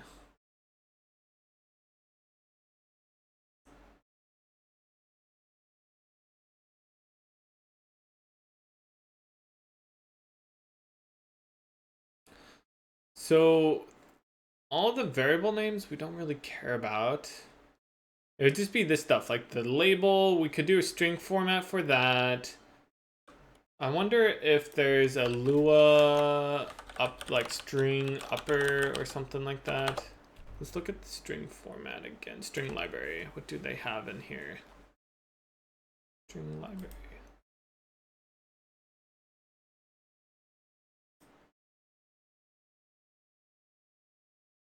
Do they not tell you everything that's in it? They have a dot lower. Upper. Okay. Well, I don't want the entire upper. I guess what I really wanted was capitalized, but whatever. Doesn't matter that much.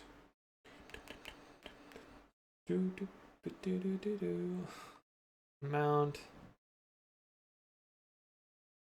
Yeah, so I think I can do this. So what we can do is say, let's say like channel properties or whatever attributes. It's going to be a new table, and that table is going to consist of like, let's say life. What was it? Life, delay, frequency, and amount. And then what we want to do is take this. And this is one thing that I'm not keen on, is the whole like iterating over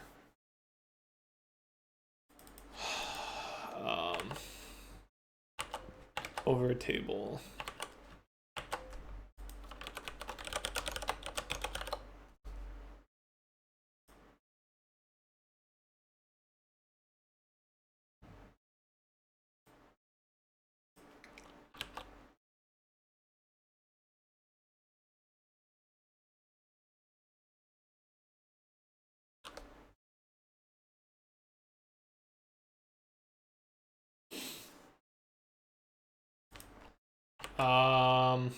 Really, I just want it to be like, it's more of like a list.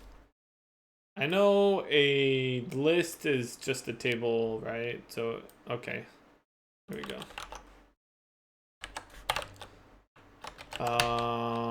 But I want to do all of them. So I think it's just like channel properties like that. Properties. That's the mount, and then this would be property, and then, oh, whoops, oh well.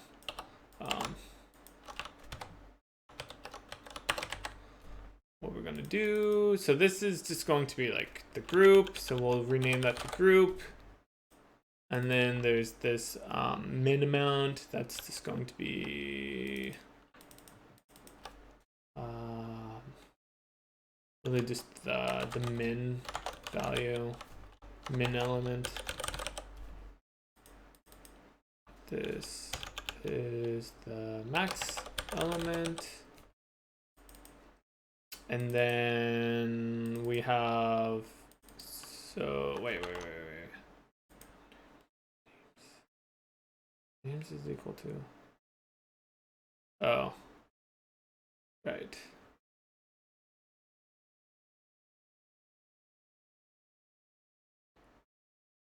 Yes, I pairs. There we go. I and name. I guess we probably want that. Okay, I think that's better.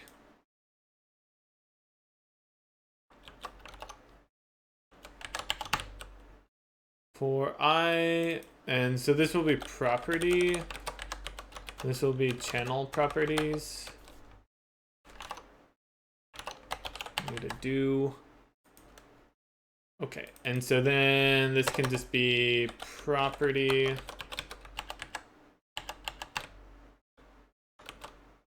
Right now that could be property. This could be min amount. That's going to need to become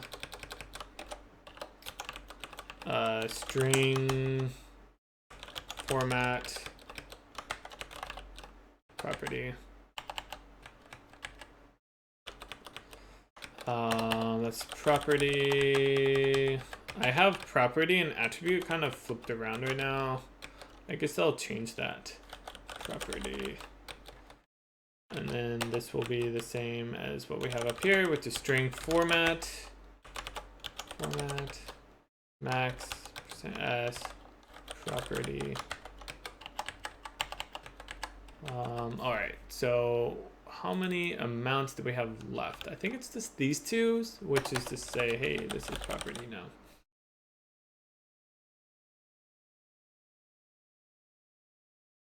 You want to do pairs instead of I pairs if the keys are not numerically ordered.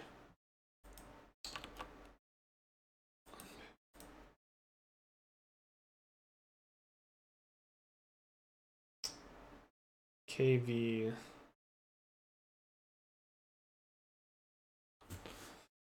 I don't think I care about that. I don't know. Hey, look at that. It works. Cool.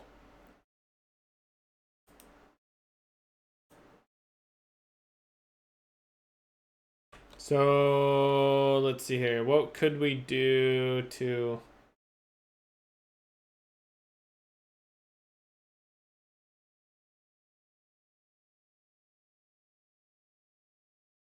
Life delay frequency amount. I think this is what we want. So we can change the frequency to be like, you know, let's make it so it's much more frequent. I don't understand this.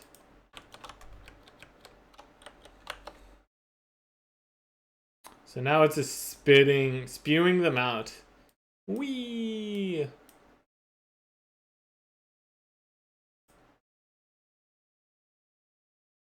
Nice. Okay, cool. So we can do something very similar, right? We might actually be able to condense this all down. So what's the difference? I guess one thing we need to do is like say, does it have a delta or not? I think that's the one difference right now is it might have a delta.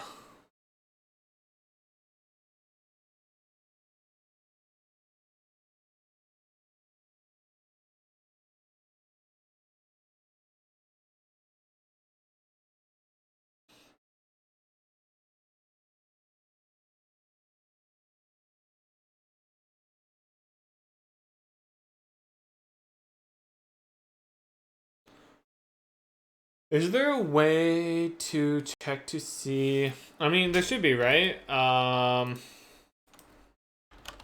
Check if value in table, right?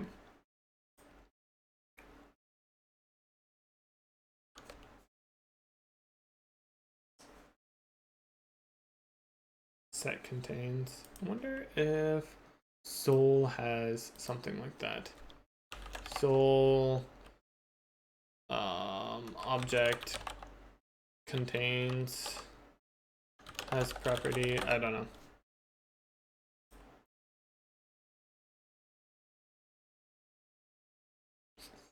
Is as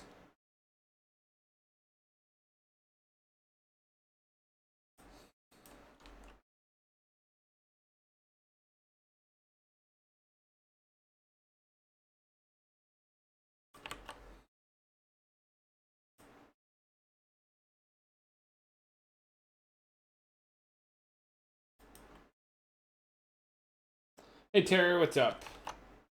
Project is going well. We're just working on a particle editor at the moment.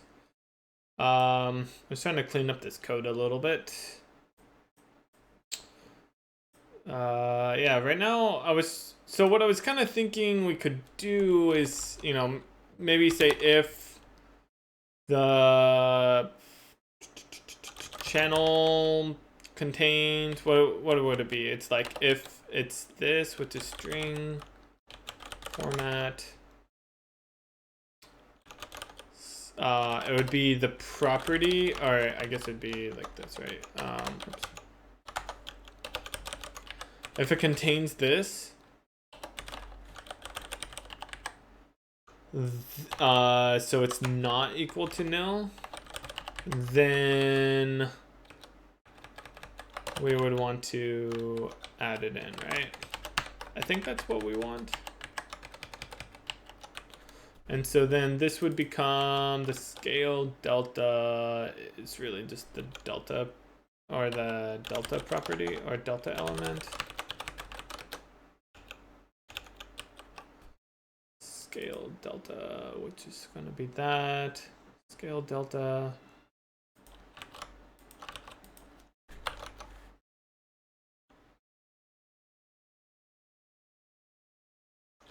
Local property delta.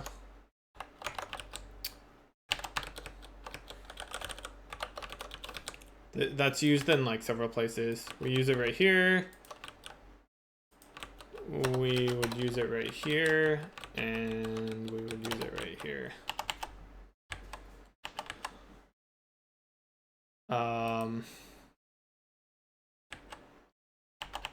Yeah, I think that's what we would want. And so if I'm right, we could then put that down over here. And let's just try this. Let's say that we have a scale here. And we'll comment out this one. Scale.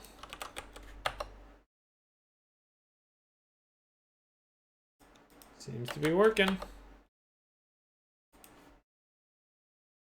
Scale group. It seems to run into an issue here. I don't know how recent that is though. So let's try another one. Let's do angle. Whoops. And I'm probably gonna put that into new lines here in a moment. Yeah, it doesn't like this scale group. Did I leave that in here somewhere? Scale group. Yeah. I'm surprised this is working. Maybe it's not. Scale group. This is this group. Period. Yeah. Maybe it wasn't working. No. Yeah, I don't know. Maybe it wasn't actually working. Angle. Oh yeah, we can see the two angles now. So technically this is like the same.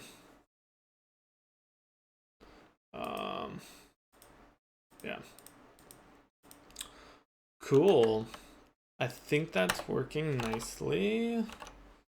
So now what we could do is whoops. Put it on new lines. Should do that one too. So we have direction, speed, lifespan.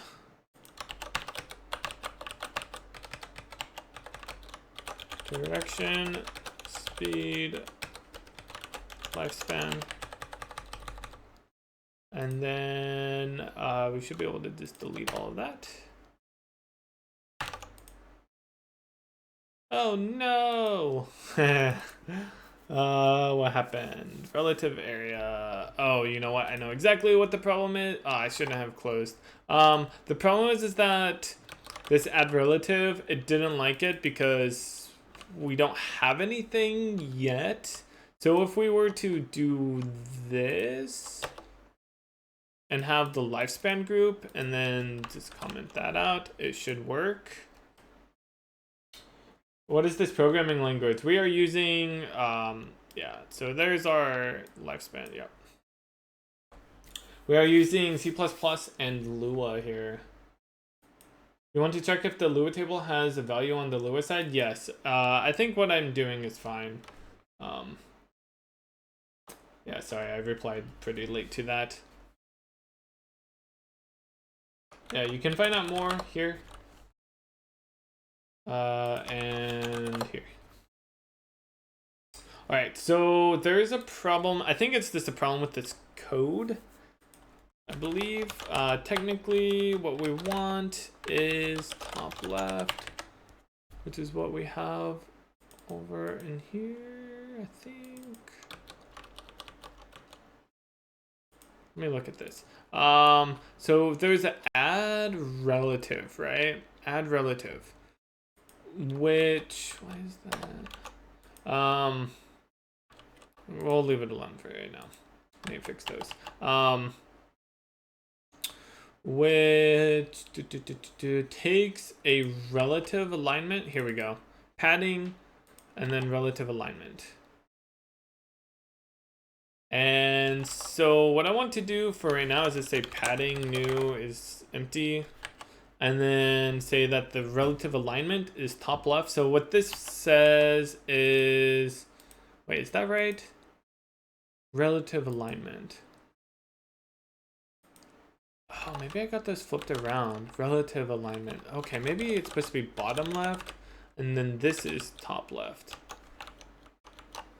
Is that right?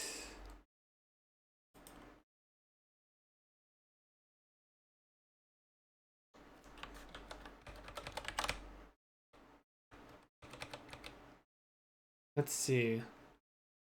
So we'll get rid of that group. Nope. So what's the relative area? Oh wait, alignment is bottom left. Yeah, so we have this add relative, right? So it says alignment is top left. If relative, so it does have a relative. What is this element? What's the name of element that we are trying to add in? It's lifespan.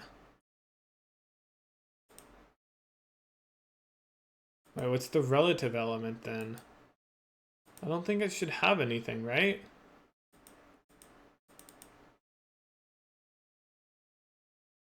How is that possible?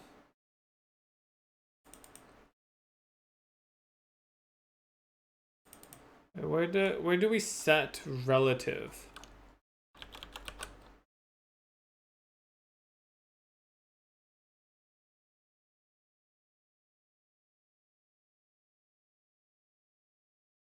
Relative element. Add.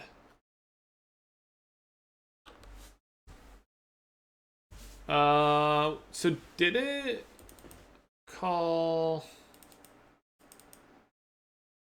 Okay, I want to check something in here, which is right here. Let's go ahead and reload.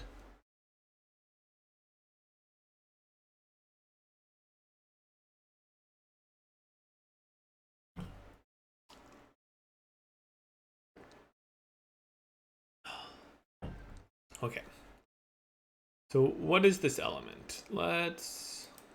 It says it's lifetime. Okay.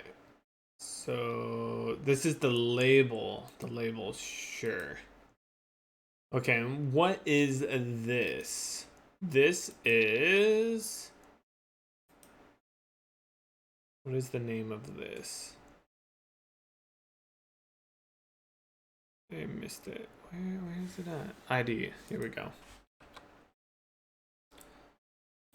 Can I add watch, copy value? Guess maybe what I want to do is there a nice way to add this as a watch? And watch, yeah, okay, there we go. So I can say and watch. There we are. So this is, the element is, wait, what? Element ID is a mount label. Here it says its value is,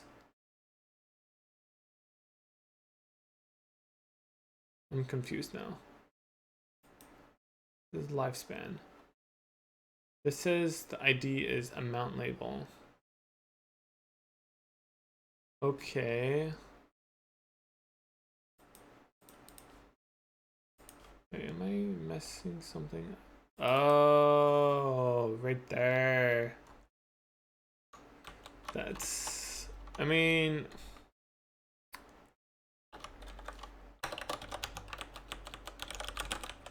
yeah.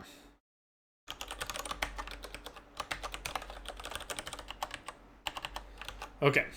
I don't know if that's actually going to be causing it to like screw up, but let's go ahead and fix that so that way I can actually see this. So this is lifespan, this is a lifespan label.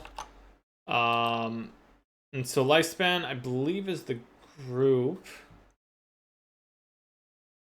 Hey guys, mod, what's up?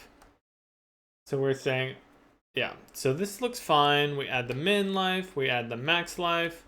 And now we're adding the lifespan to the header. Yes. Which is fine. Wait. Wait.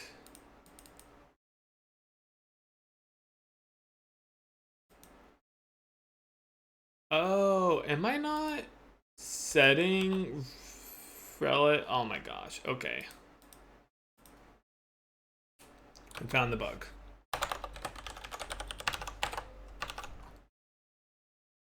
Fail.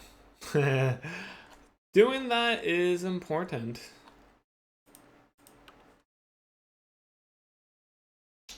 While we're at it, let's go ahead and fix that. You make Kriya alone? No. There was a team, I think here. Maybe I got rid of team.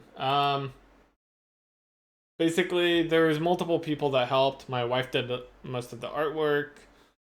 My brother helped out with the design early on.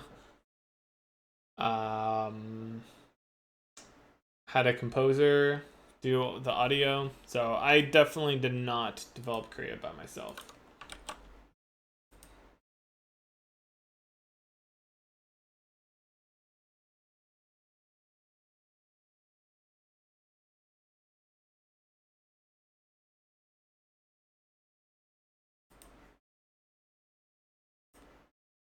All right, so I think that this will work. We'll try it out.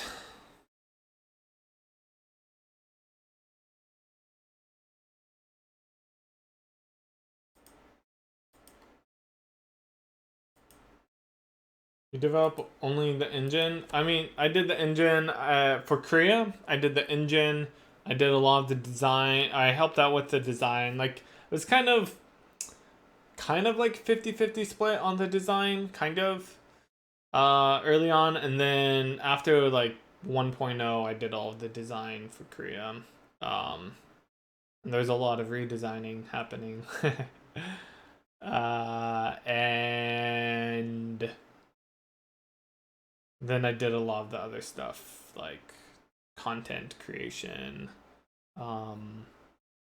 community management, stuff like that, promoting the game. All right, there we go. Sweet, we did it.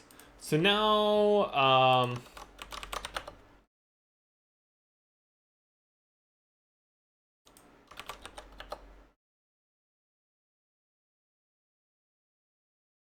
this is all working.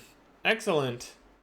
So that's really cool. Like, we were able to take all of that and condense it down into just this here. So this is representing all of these. properties, and if we like decided to add more in, we could very easily.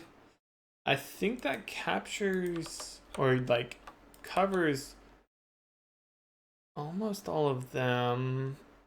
Some of them we might need to like change or split up. I'm not sure. Like we could also always make that be a function that we call, so that way they don't have to be contiguous. Like maybe we would want all of the particle properties and then throw in the orientation and color, and then we would want the channel properties or something along those lines. We do need to support setting the texture and the texture rect, changing the channel, and then having the emitter selection, adding, removing, selecting. Yeah.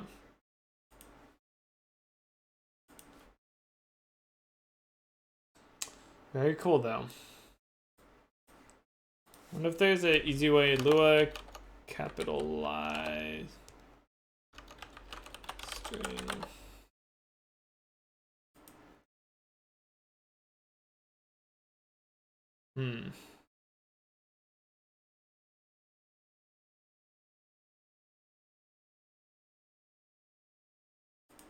That's cool. String recipes.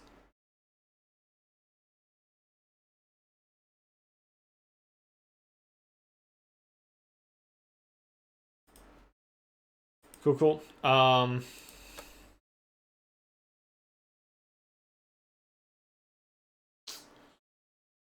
I'm not really sure what we want to do for the texture and texture rect.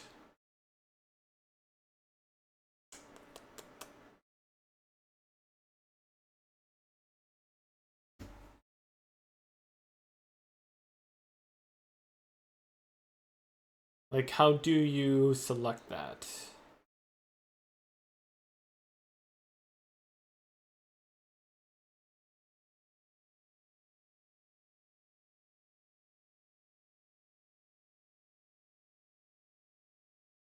And then we also need to support. Yeah, there's still color is going to be kind of a pain.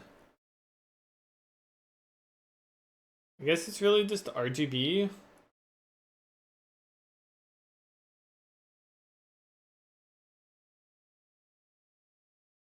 Yeah.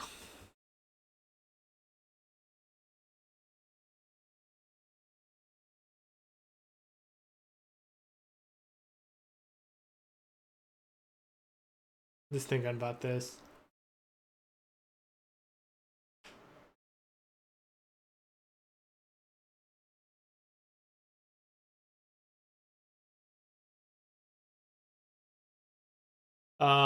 Yeah, color is not going to be too difficult. I think the challenging one is going to be the texture, and I guess along with it, the texture rect. I don't even know how we would want to do the texture rect. So basically, like, we want to be able to change it so it's not the pudding, you know, it's a door, or it's just a plain, you know, like circle or whatever.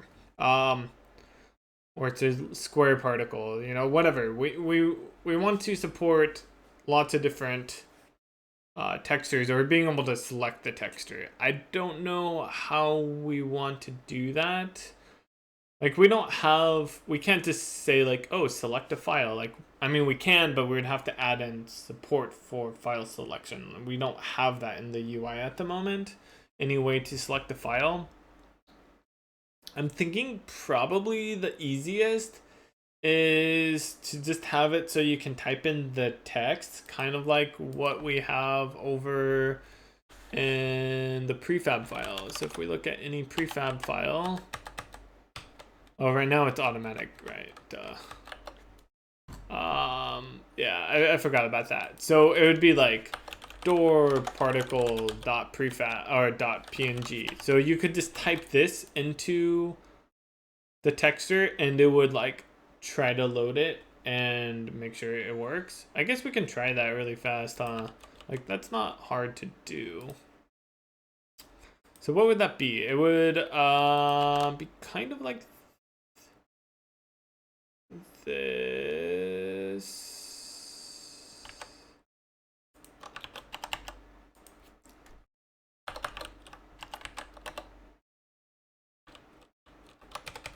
let's see here. We have the group. Let's call this the texture group.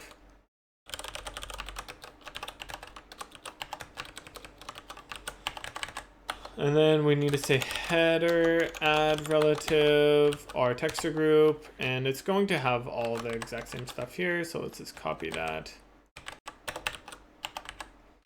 And then this is going to be called texture element.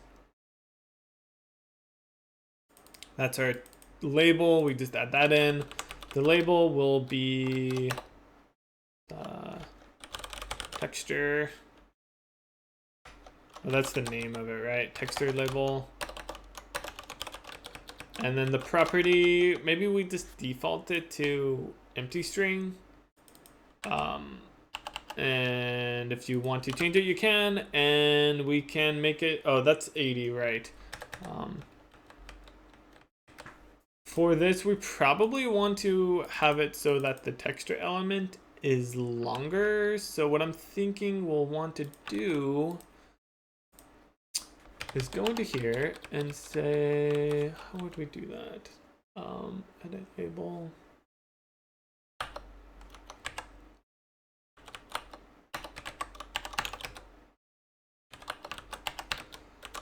This will be not the edit. Yeah, it would be the texture.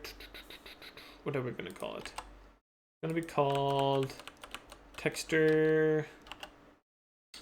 This is not wide enough. Okay, sorry.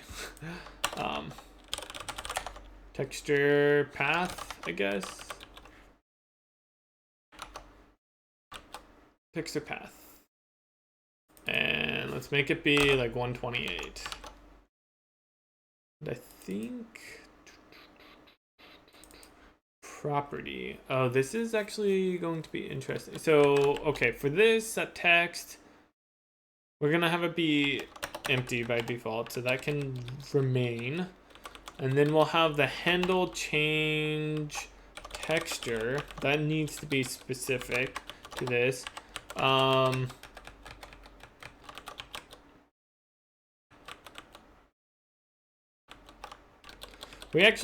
We know that this is relative, so we'll just say that's bottom left, and that's fine.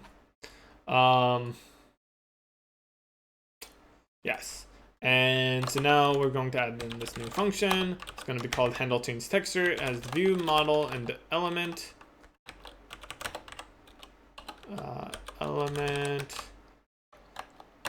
And then still getting used to writing handle change. Oh, and text. So what we want to do, and now I'm not really sure what the best way to do all this is.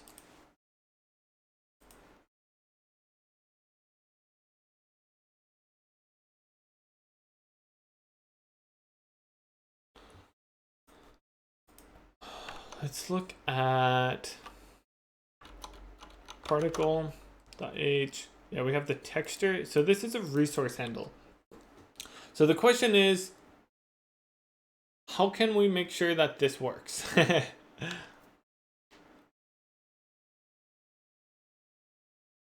So at the moment, I don't think our resource is exposed whatsoever. So there's no way to load a resource, which is what we want to do. So I think I need to expose that and also the resource type. So I need to look into that. So then the goal would be to do this, which is actually going to be pretty similar to what we have in our main.cpp. Over here we have, one minute, here we go, something like this. I don't think we have to have the path. I don't know what that is exactly. I think this will be fine though. So it'll be resource load. I don't know about this resource texture thing. I need to look at that. And this is going to end up being the text, right? One thing we might need to do is say, like, maybe I need to go to file as well and check to see if it exists. So it'd be something along these lines. If file exists text, then we can load this, and we want to say channel.texture is equal to that, and then end. Otherwise, maybe, I don't know. Maybe it just fails. Like, this is like probably the most basic solution at the moment. But we do have this problem. We don't know what file is. We don't know what resource is. We don't know what this enum texture thing is. And I don't know about the path. I think we can get rid of path here, and it will automatically like be able to convert it into a path. Let's try this out. So first up, what we need to do is expose this namespace. Namespace. Do we need to provide? No, that's it. Namespace. And then for now, we'll just expose the exist. That's like the most simple. Do a simple function. Does it exist? And now we'll go to here and say, let's expose this namespace. And don't know about this resource type. That might make things a little complicated. So this is going to be a Lua func. It doesn't know what a resource handle is, so we, I guess, have to expose what that is.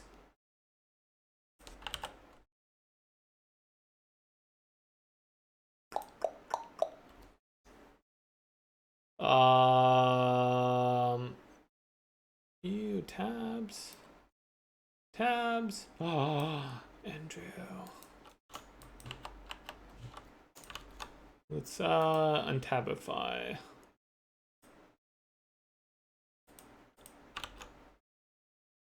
Okay, so I don't know about this user type.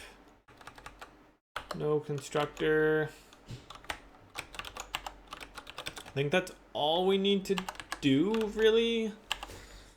Ooh, maybe we could say, if we really wanted to, Lua var here. I don't know if we need to do that. I don't know. Yeah, so I'm not sure if this is all gonna work out for us at the moment. Do we have, yeah, enum? We might run into some challenges here, like this right here. I don't know if this is gonna work. This Lua user type enum. I think what we might end up needing to do is something like this, where at least for right now, say namespace resource. And so it's kind of dumb that we have to do that, but I think while we are parsing this, I don't think we can parse the user type as well. Okay, let's see where it runs into issues. Yeah, so it says missing used user type hash string 64, missing used user type fs path. It might be okay with that sf path thing. It doesn't know what the hash string is though, which is what that is.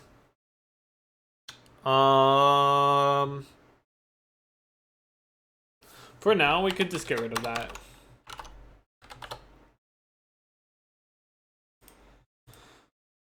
Okay, so now, so this is in, I don't know what that is. I think this is gonna be right, Lua user types, right here, right? Here's our file, exist, that's good. Oh yeah, doesn't know that this needs to be inside of the resource namespace. Where's our resource? Oh, there it is.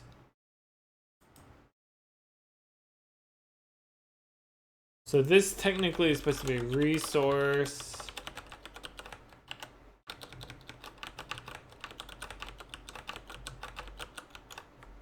Resource type.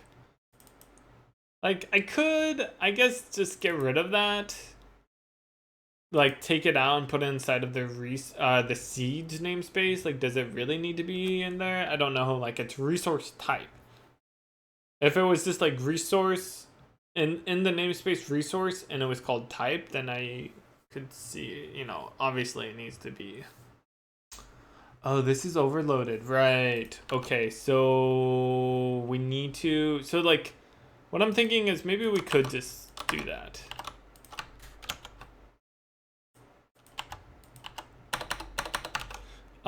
And this needs to be, I think it's called overload.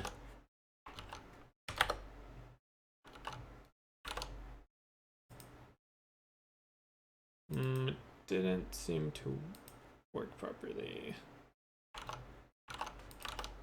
Overload. I thought that. Whoops. Okay, no, actually, no, yeah, it didn't.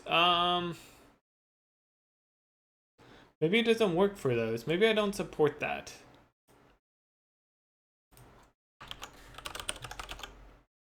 Soul overload. Yeah. I'm guessing that we don't support that at the moment. So let's go to Lua expose. So it's inside of the namespace. I don't really remember user types. Where's our namespace stuff at? For namespace and using namespaces. So I guess that's another thing we could do is just get, like, say, using namespace. Yeah, maybe that's what we should do instead of changing it. Where does that get exposed? Okay, right there. So we could kind of cheat here and just say resource. And then over here, we could go back to this. I do think we need that overload. And so now there's this other, that problem remains. So this script parses our header files and looks for stuff like this Lua user type, and will then like generate this Lua user types file. So this is generated, and there's a problem, which is that this is supposed to say soul overload, and I think have this like resolve inside of it.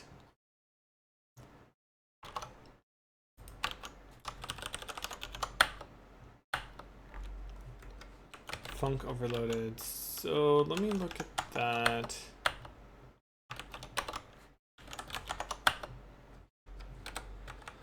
User type func overloaded is true. So where are we looking at overloaded? So I'm guessing that we don't.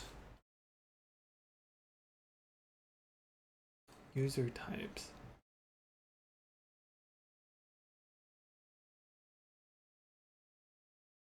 I think that. I don't know.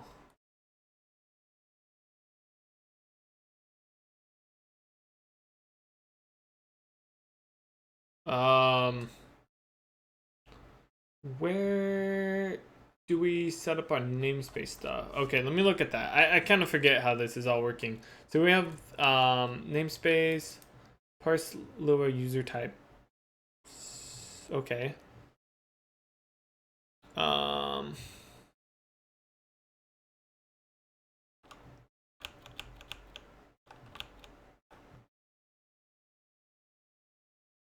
It's treated the exact same? Oh. Union struct class namespace, enum class, enum.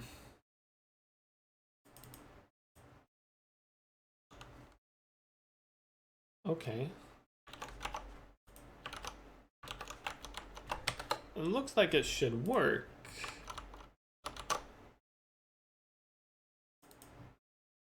Set function. Oh wait.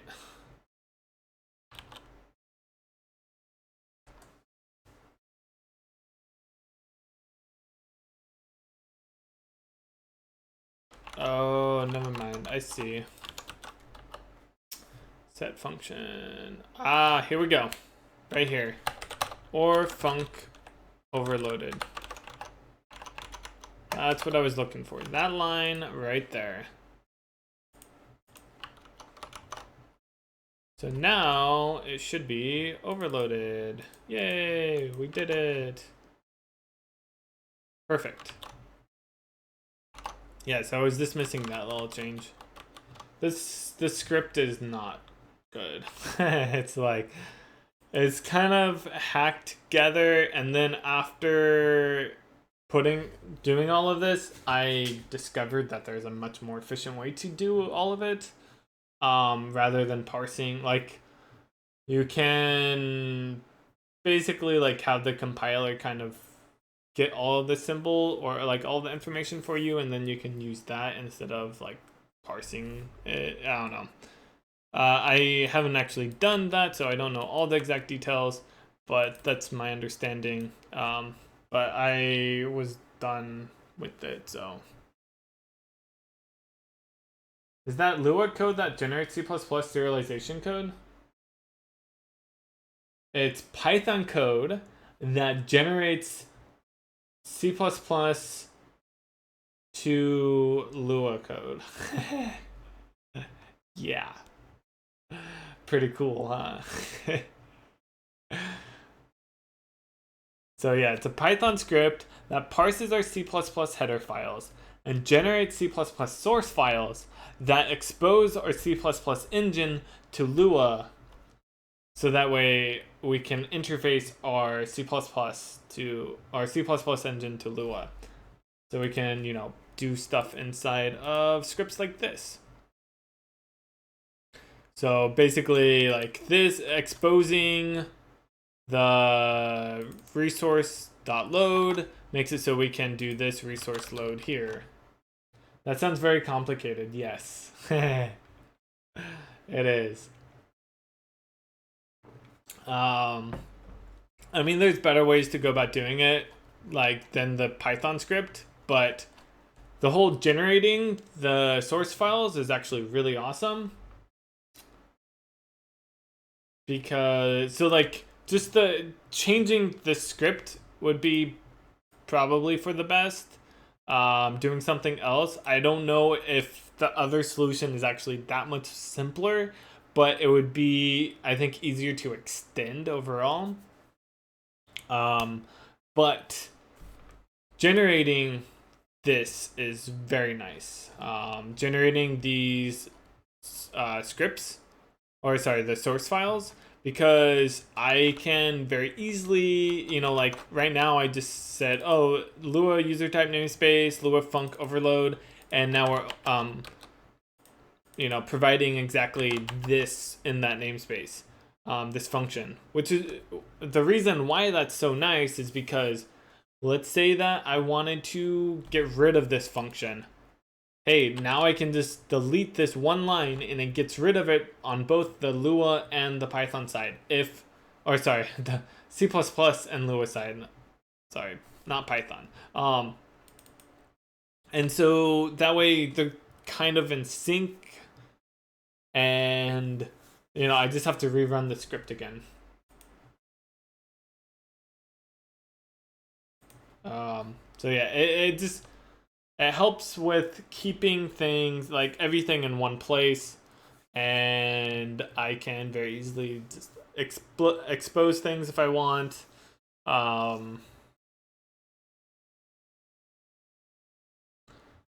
And yeah. If I ever wanted to change this, like let's say that there was a better way to expose a name or user type or something like that. I could change the script and the header files would never have to change. That's also a big benefit. And Kriya, I recently decided I wanted to try to move from Boost Python to PyBind 11. And there are many places that I had to change. I'm talking about like several hundred places. You know, I'm exposing basically the user type or the class to Python, and I had to change a lot of those.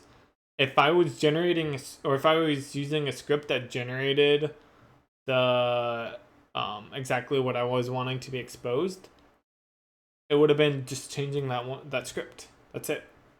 It would have been super fast. Like, you know, half a day instead of several days of trying to tweak it and getting it to work. Plus, it helps with user error when doing Lua bindings. Yeah, that helped. That's true.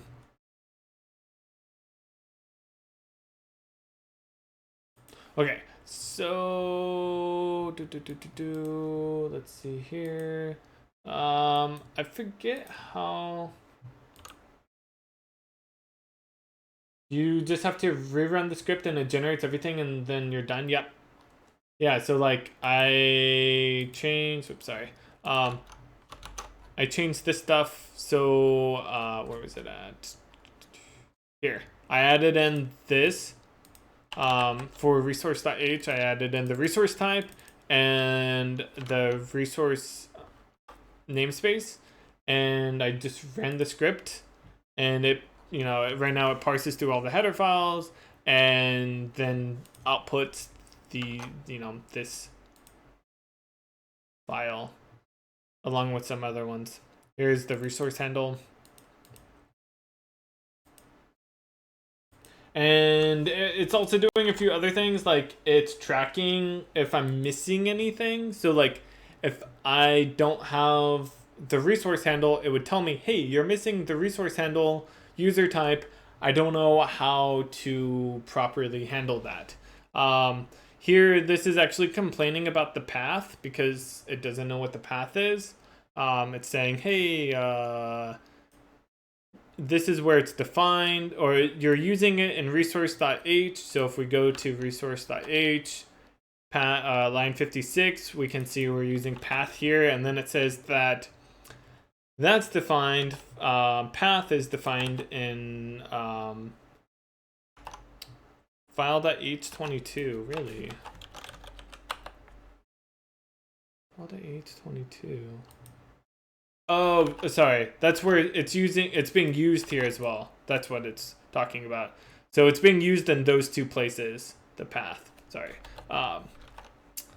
And normally it actually would ignore that stuff, and I think it can. It's not being able to because provided types. I think if it starts with std, yeah, if it starts with std, it's normally fine, but I said that path is actually, and this is maybe where I could make this be better, is to say this is actually standard file system. And now I think it won't complain anymore. Yeah, it won't complain anymore because it's technically standard. It was getting a little messed up because I was using this namespace here, so it's like, wait, what? This is actually, okay, so I guess that this actually won't work because in this case, our file system is going to be GHC. I wonder if that's going to cause issues with things in the future. I don't know. We'll see. We'll see if this even works. It might not be able to work with the path. It might get confused. I don't know. I think it should be fine. I think Sol works well with that. Well, there's one way to find out. So another thing we could do, I think, in here is say provided type fs path, and I think, yeah, it won't complain anymore about it. So I'm just like, oh yeah, we know what that is. Like, the Soul is going to be able to solve that for us.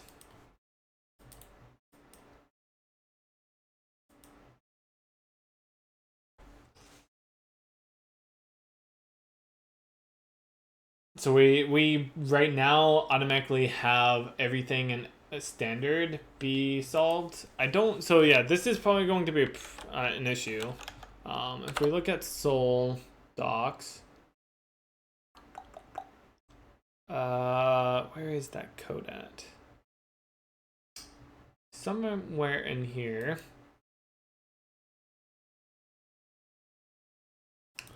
The provided user types.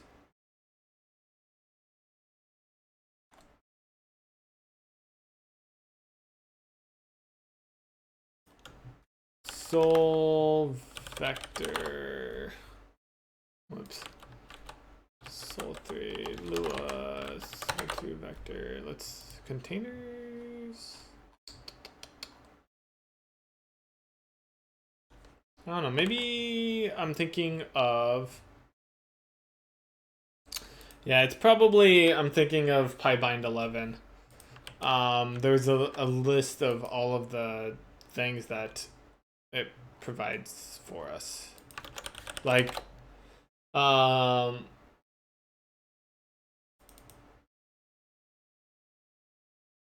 using name.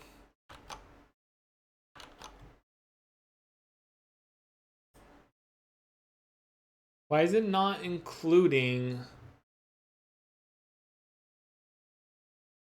the article resource?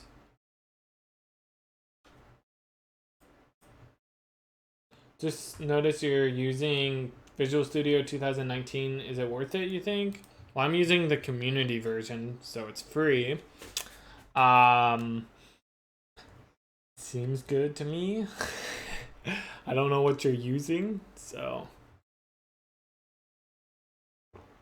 I like it. It seems good. I think it's faster than the previous iteration. So like if you're using VS 2017 or whatever, then it's probably worth upgrading. I don't see it hurting anything. Like you can still use the old compiler if you want. You won't get as much of the benefits. I mean, I'm interested in how it handles debugging large projects. I think it's great. Like, I don't know if 2017 has this, but I'll show you something. Here, I'll just do this really. Oh, actually, let me. Why can't I find? Where's the includes?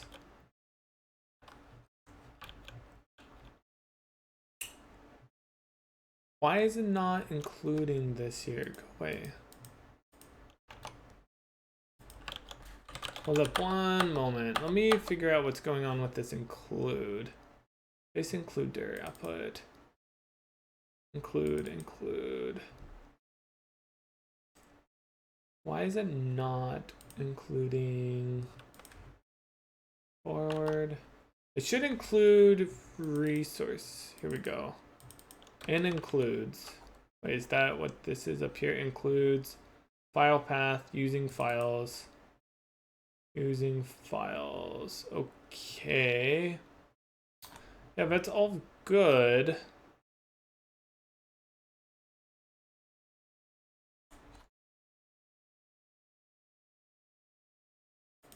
And using. Okay. Output file user types. Yeah, it should include.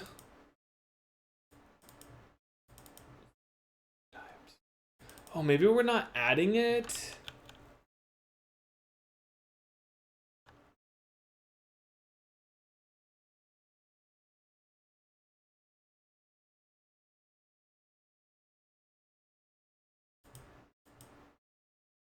No. think we are.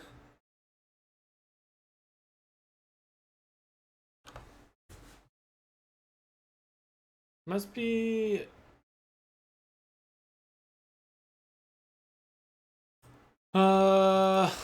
There's something wrong with this. It should be doing include resource.h. I don't know why it's not though. We'll debug that.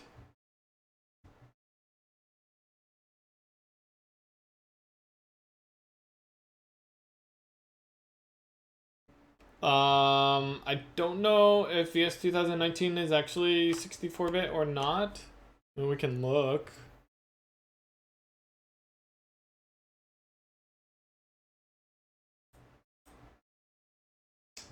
Preview. It looks like it's still 32-bit, so I don't know if it's going to be better in that sense. I've never had a problem with it running out of memory, but I've not had that big of a project. Like, it's a decent size, you know, 80,000 lines of code, but not 500,000.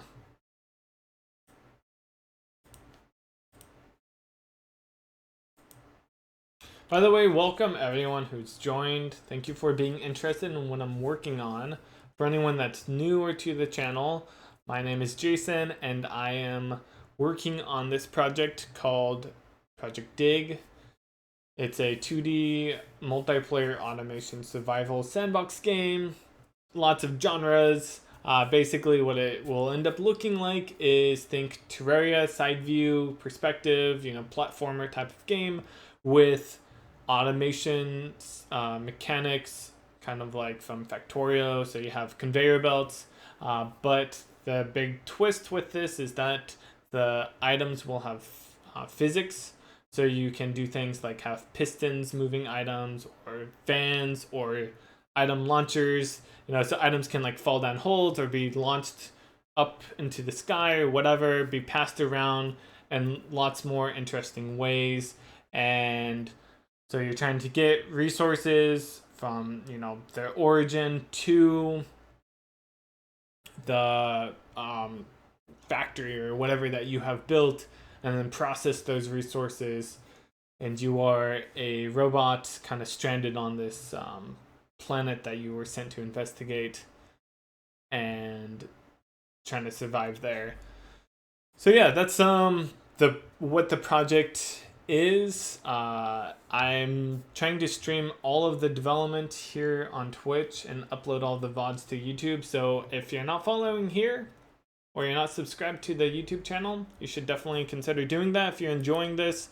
Like I said, I've shared everything. I also try to do recap videos that kind of take, you know, like 5 to 10 of these multi-hour sessions and condense it down into 10 minutes or 15 minutes of me just recapping, oh, here's how the particle system was implemented and how it works, you know, going over all of that. So yeah, anyways, getting back to this, compiled, awesome. Our UI is not working right now. Let's fix that. I think I just 106. Yeah, it doesn't like this. I don't remember how to do this. Let me take a look at our enum stuff. Do I need is like resource type? I'm gonna have to reload. I don't know if that's what we need. I haven't done a lot of enums. Thinking we've done a few. Oh, that's right. It's a dot, right? Because never mind. I take that back. We've done a lot. Like the alignment stuff. This alignment. That's yeah. Of course, it's a dot. It's not a colon. So here's debugging. So this is one really cool thing. I don't know if VS 2017 has this or not, but you can like easily record the CPU and then profile it and be able to see like where it's spending all of its time, which is super nice. Okay, we're still running into an issue here. Says so no matching function call takes this number of arguments and the specified types. That's on line 52. 2017 does have it? Okay. Yeah, so the thing is that Kriya's debug mode got to be so bad that I just never do it. I never run debug mode in Kriya. So I actually never used it. I am trying to do a good job with this new engine. So, and so far so good. You know, the frame rate's still 800 and we have some, you know, fairly more complicated. I haven't like super stress tested, but I think we'll still be able to run close to, if not 60 frames a second with the game. So that's the goal in debug mode, is like, I would say at least 30 FPS in debug mode.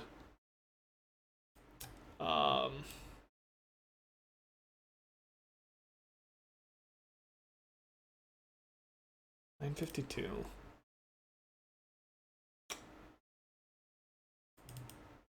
Oh, whoops. Element group, create, what's this? We should not have property in here at all. This is the texture group.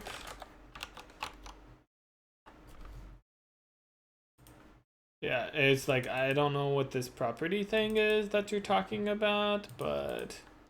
Okay, so property, making sure... Okay, let's try this again.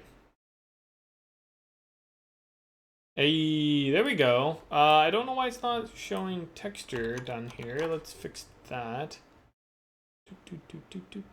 Texture there. Oh. There we go. I think we have to restart it if we want to see it, because it does that whole other thing. Yeah. Okay, cool. So let's just try this. I don't know if this is going to work at all, but let's try this. Let's say that we want to have data dot, what's this stone? Oh, that's that. We don't want that. Oh, let's do key.png. Data slash key.png.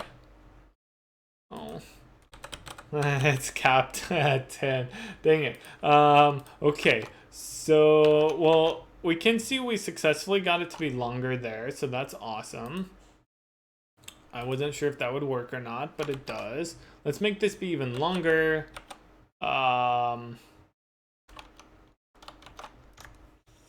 55. That's gonna be really long. We'll try 192. And then another thing we need to do is say max characters. I think we'll just say for this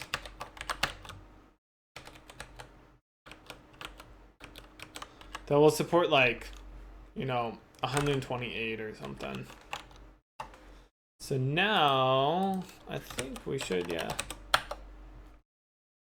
Okay, and so that does not work yet. Is it running into an issue? It is. It's saying that value is not a valid user type.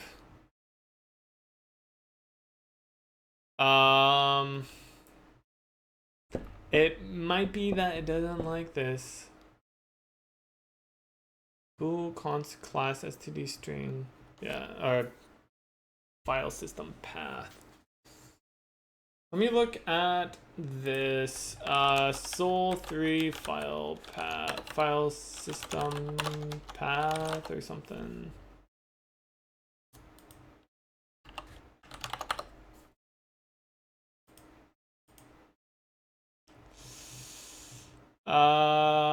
Dang, I'm kind of afraid that this isn't gonna work. Maybe there's... Let's go to our UI manager, and there's a bunch of these. Is there one that we want? A bunch of libs. IO. I don't know what IO is.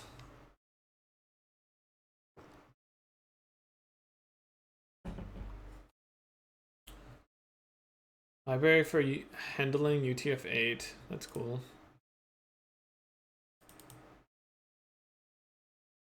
Base package.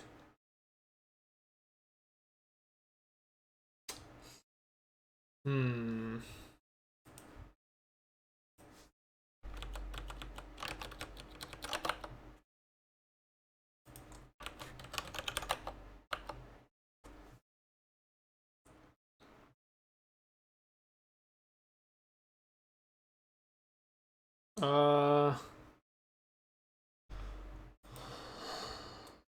Okay, let's do Soul 2 because that's the older one.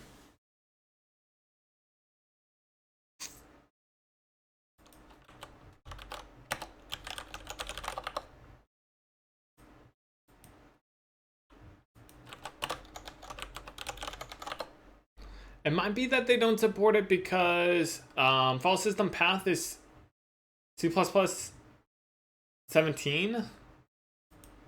And yeah.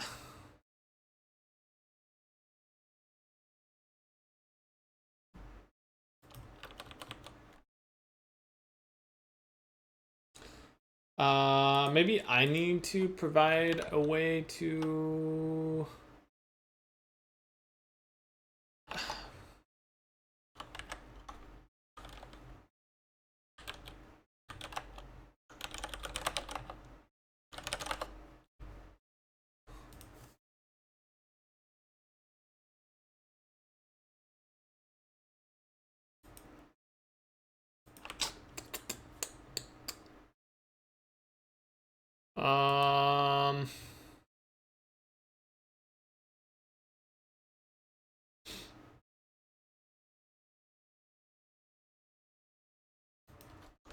I don't want that.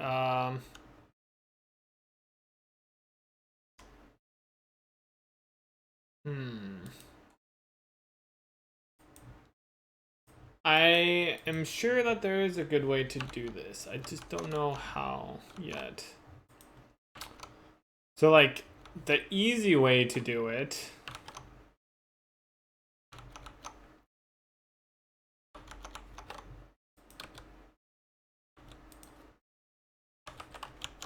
file user types. Oh wait.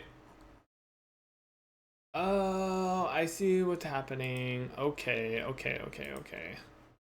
That's why resource wasn't working. Never mind. Okay, I got that. Alright, cool. I get that.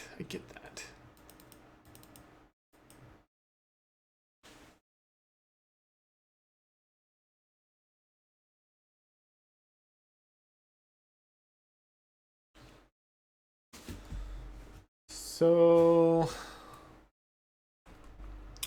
this is where we expose it. So one thing I could do is provide another option, and I would have to, this is the thing, I don't really want to do this, but another option is to say, oh, actually this takes a string. And by taking a string, then this would like solve the problem. And then if I really needed it to be a path, I could just, cast it to a path. Like in this case, having it take a string would be perfectly fine. The problem is that if there's any place that I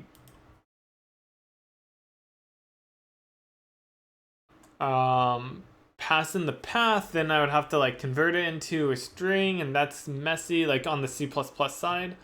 And I technically can't, I don't think I can overwrite it where one takes a string and one takes a path, because path is, or string, I should say, is implicitly convertible into path because path has, an implicit constructor with string as a parameter. So yeah, I think the real solution that I want here is to be able to magically convert a Lua string into a path. But I need to figure out how to do that with Soul. With Soul. Ah, so close. So close.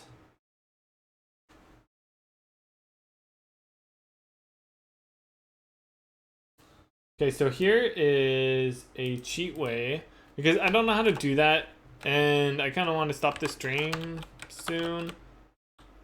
So this is what I'm going to do. I am going to say this is the exist string or whatever, and so it just takes a string.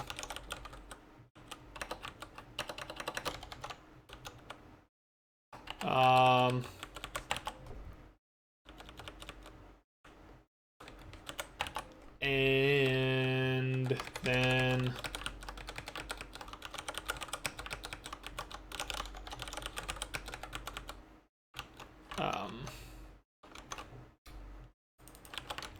what we can do is change this to just use the exist string instead of exist.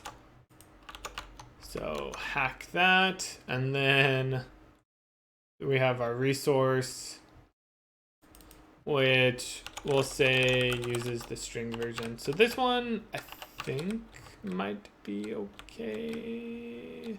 Maybe. We'll just say load string. Oh, in that case, we don't even have to provide that, right? We can just say, we don't have to, yeah.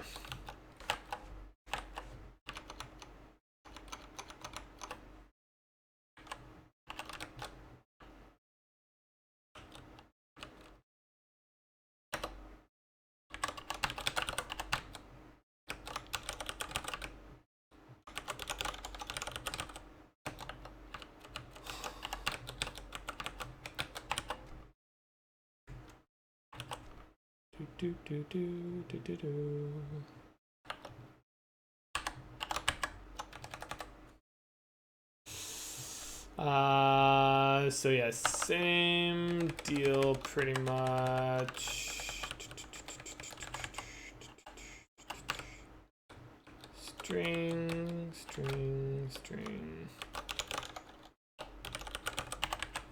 Right now I'm just gonna get rid of that and say this is path cster,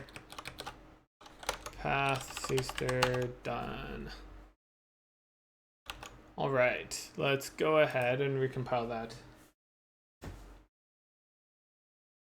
Pretty decent stream time today. Yeah, it's not too bad. We have the in-laws visiting. I would go longer, but I'm super tired because I did not sleep well last night. But yeah, got the in-laws visiting, so they're helping watch Kaylee and Emmy. But I think I might need a nap.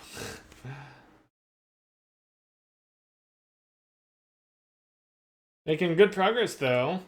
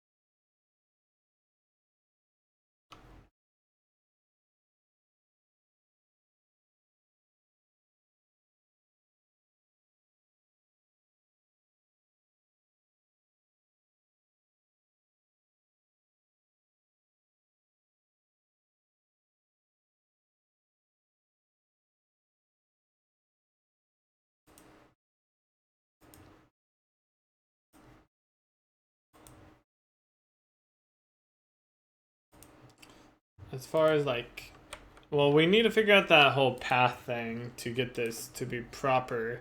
And then there's the orientation and color. Which won't be too bad. I don't think so. I don't know exactly what we want to do for the orientation. Like, I don't have any concept of like a drop-down menu. I'm not really sure what I want to do with that. And then there's the emitter stuff. The channel selection I think will be quite easy to do. The emitter selection, I'm not really sure. That's the hardest part, I think, out of all of this. No.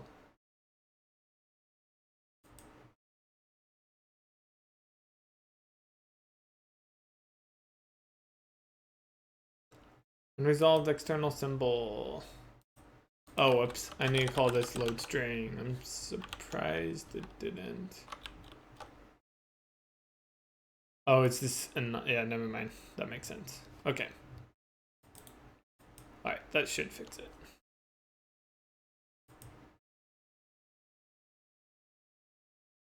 So this is the hacky version. So it just uses a string, so we don't have to worry about the whole path thing not working.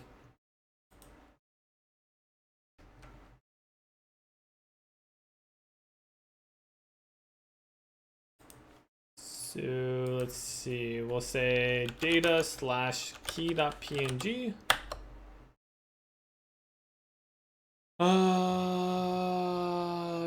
Dang, it's still not working, huh? It says bad argument into this. Wait, what's the arg? Stack index 1 expected string received table. Oh. So maybe it was going to work after all, and I just did something wrong. Wait. Text is not a table.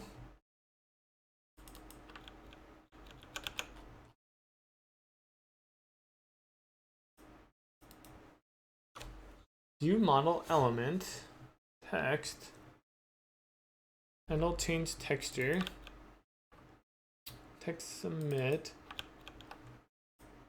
Print text.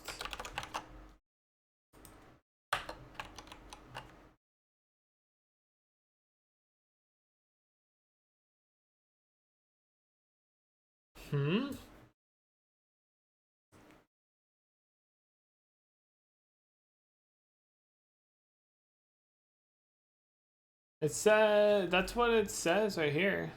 106. File exists, text.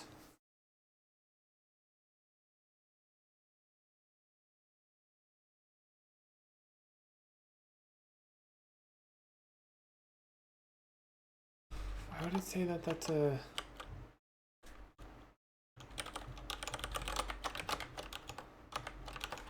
I don't think that should make a difference.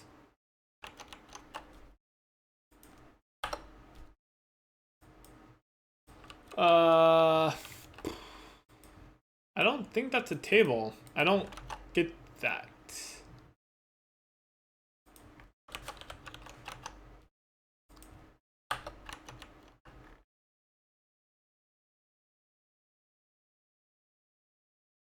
Oh wait, oh that worked.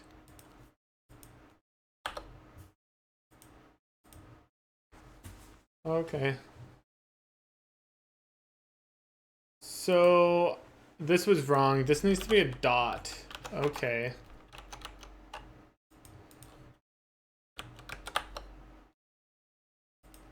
Receive no value, union, resource type, string, bool.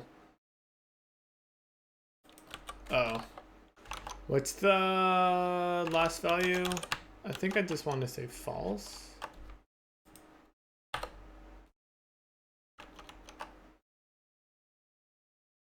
Something about a channel. Oh, whoops. Okay, almost there. I think this might actually work.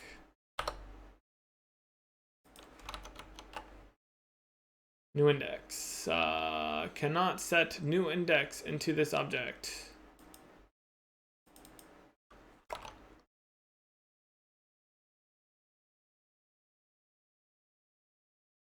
104. New index. I think it doesn't like me trying to set this. Is it read only? It might be read only.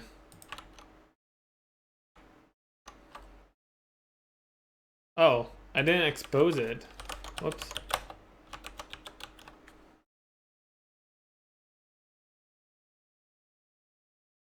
Dang it. I can't rerun the script right now, so I guess I have to go to particle. Wait, where is it at? Oh, it's in Lua user type system particle. I need to add in texture into here.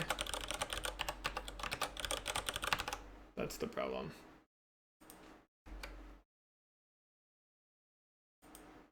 Fortunately, I changed the header file. Ah.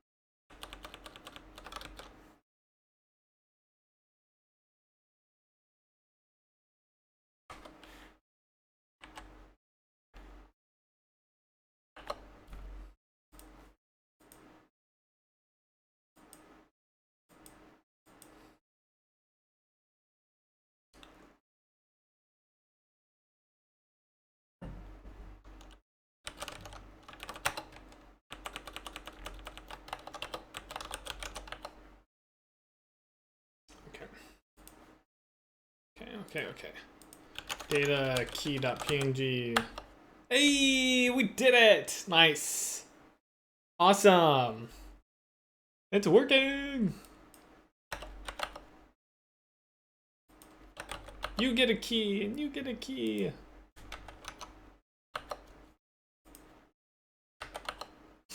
Keys for everyone.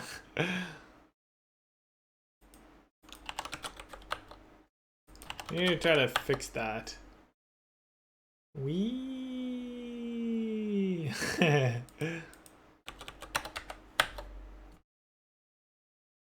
That's interesting.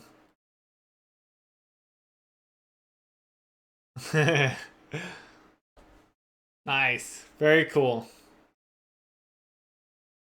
We could say like the lifespan is shorter, like let's just say 1 second. I don't, why can't I, sometimes it won't let me edit that. I need to figure that out. There's something wrong with that.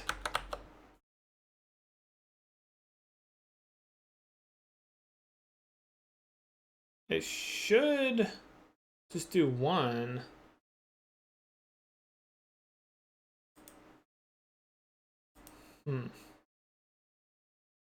How many particles can you have until the performance goes bad? So I don't know how many particles exactly. But if we go run the demo, which should still work.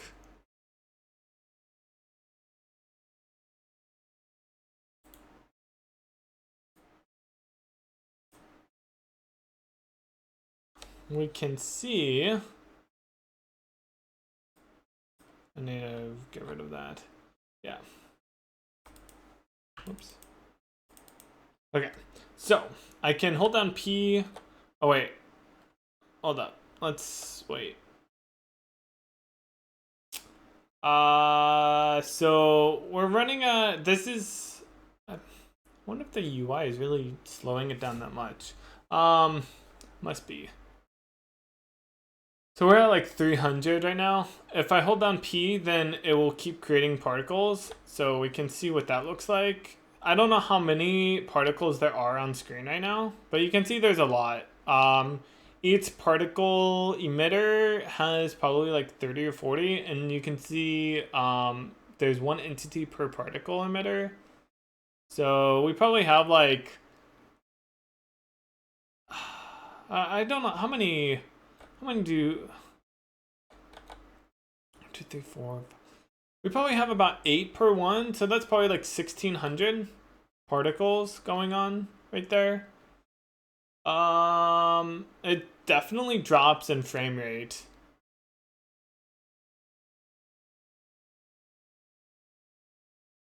Aren't you on debug configuration? Yes. Yeah. Yeah, we haven't ran. So this is in debug mode.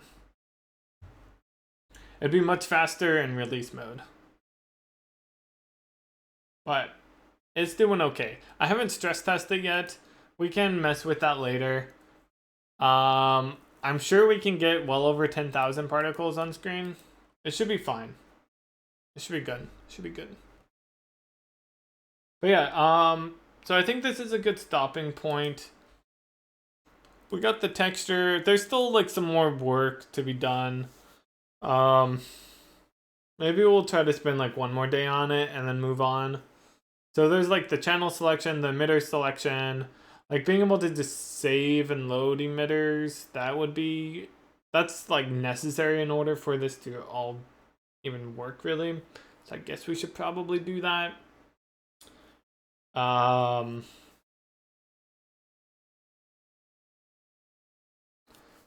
And then there's like the color for the particles. Yeah, so we're very close to having it like functional and working. It definitely could be improved in many aspects, but yeah. And then we'll move on to, I don't know what exactly, maybe physics. I'm kind of scared of physics. Maybe we'll do the camera. Maybe camera. Camera would be good. Maybe we'll do the camera next.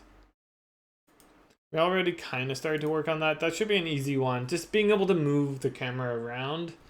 And having that whole concept of, hey, this is the viewport of the world, and we're like, yeah, just move it.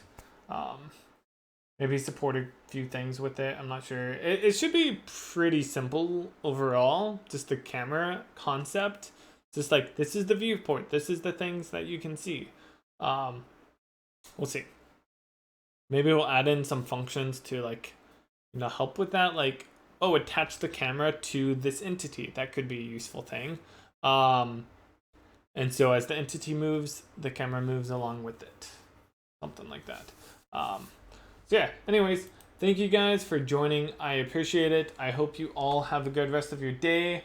I'll be back tomorrow, and we'll just keep working on this particle system. What graphics API am I using? I'm using BGFX. Yeah. So yeah, have a good one, guys. I'll see you all tomorrow. Feel free to follow. Take care, guys. See ya.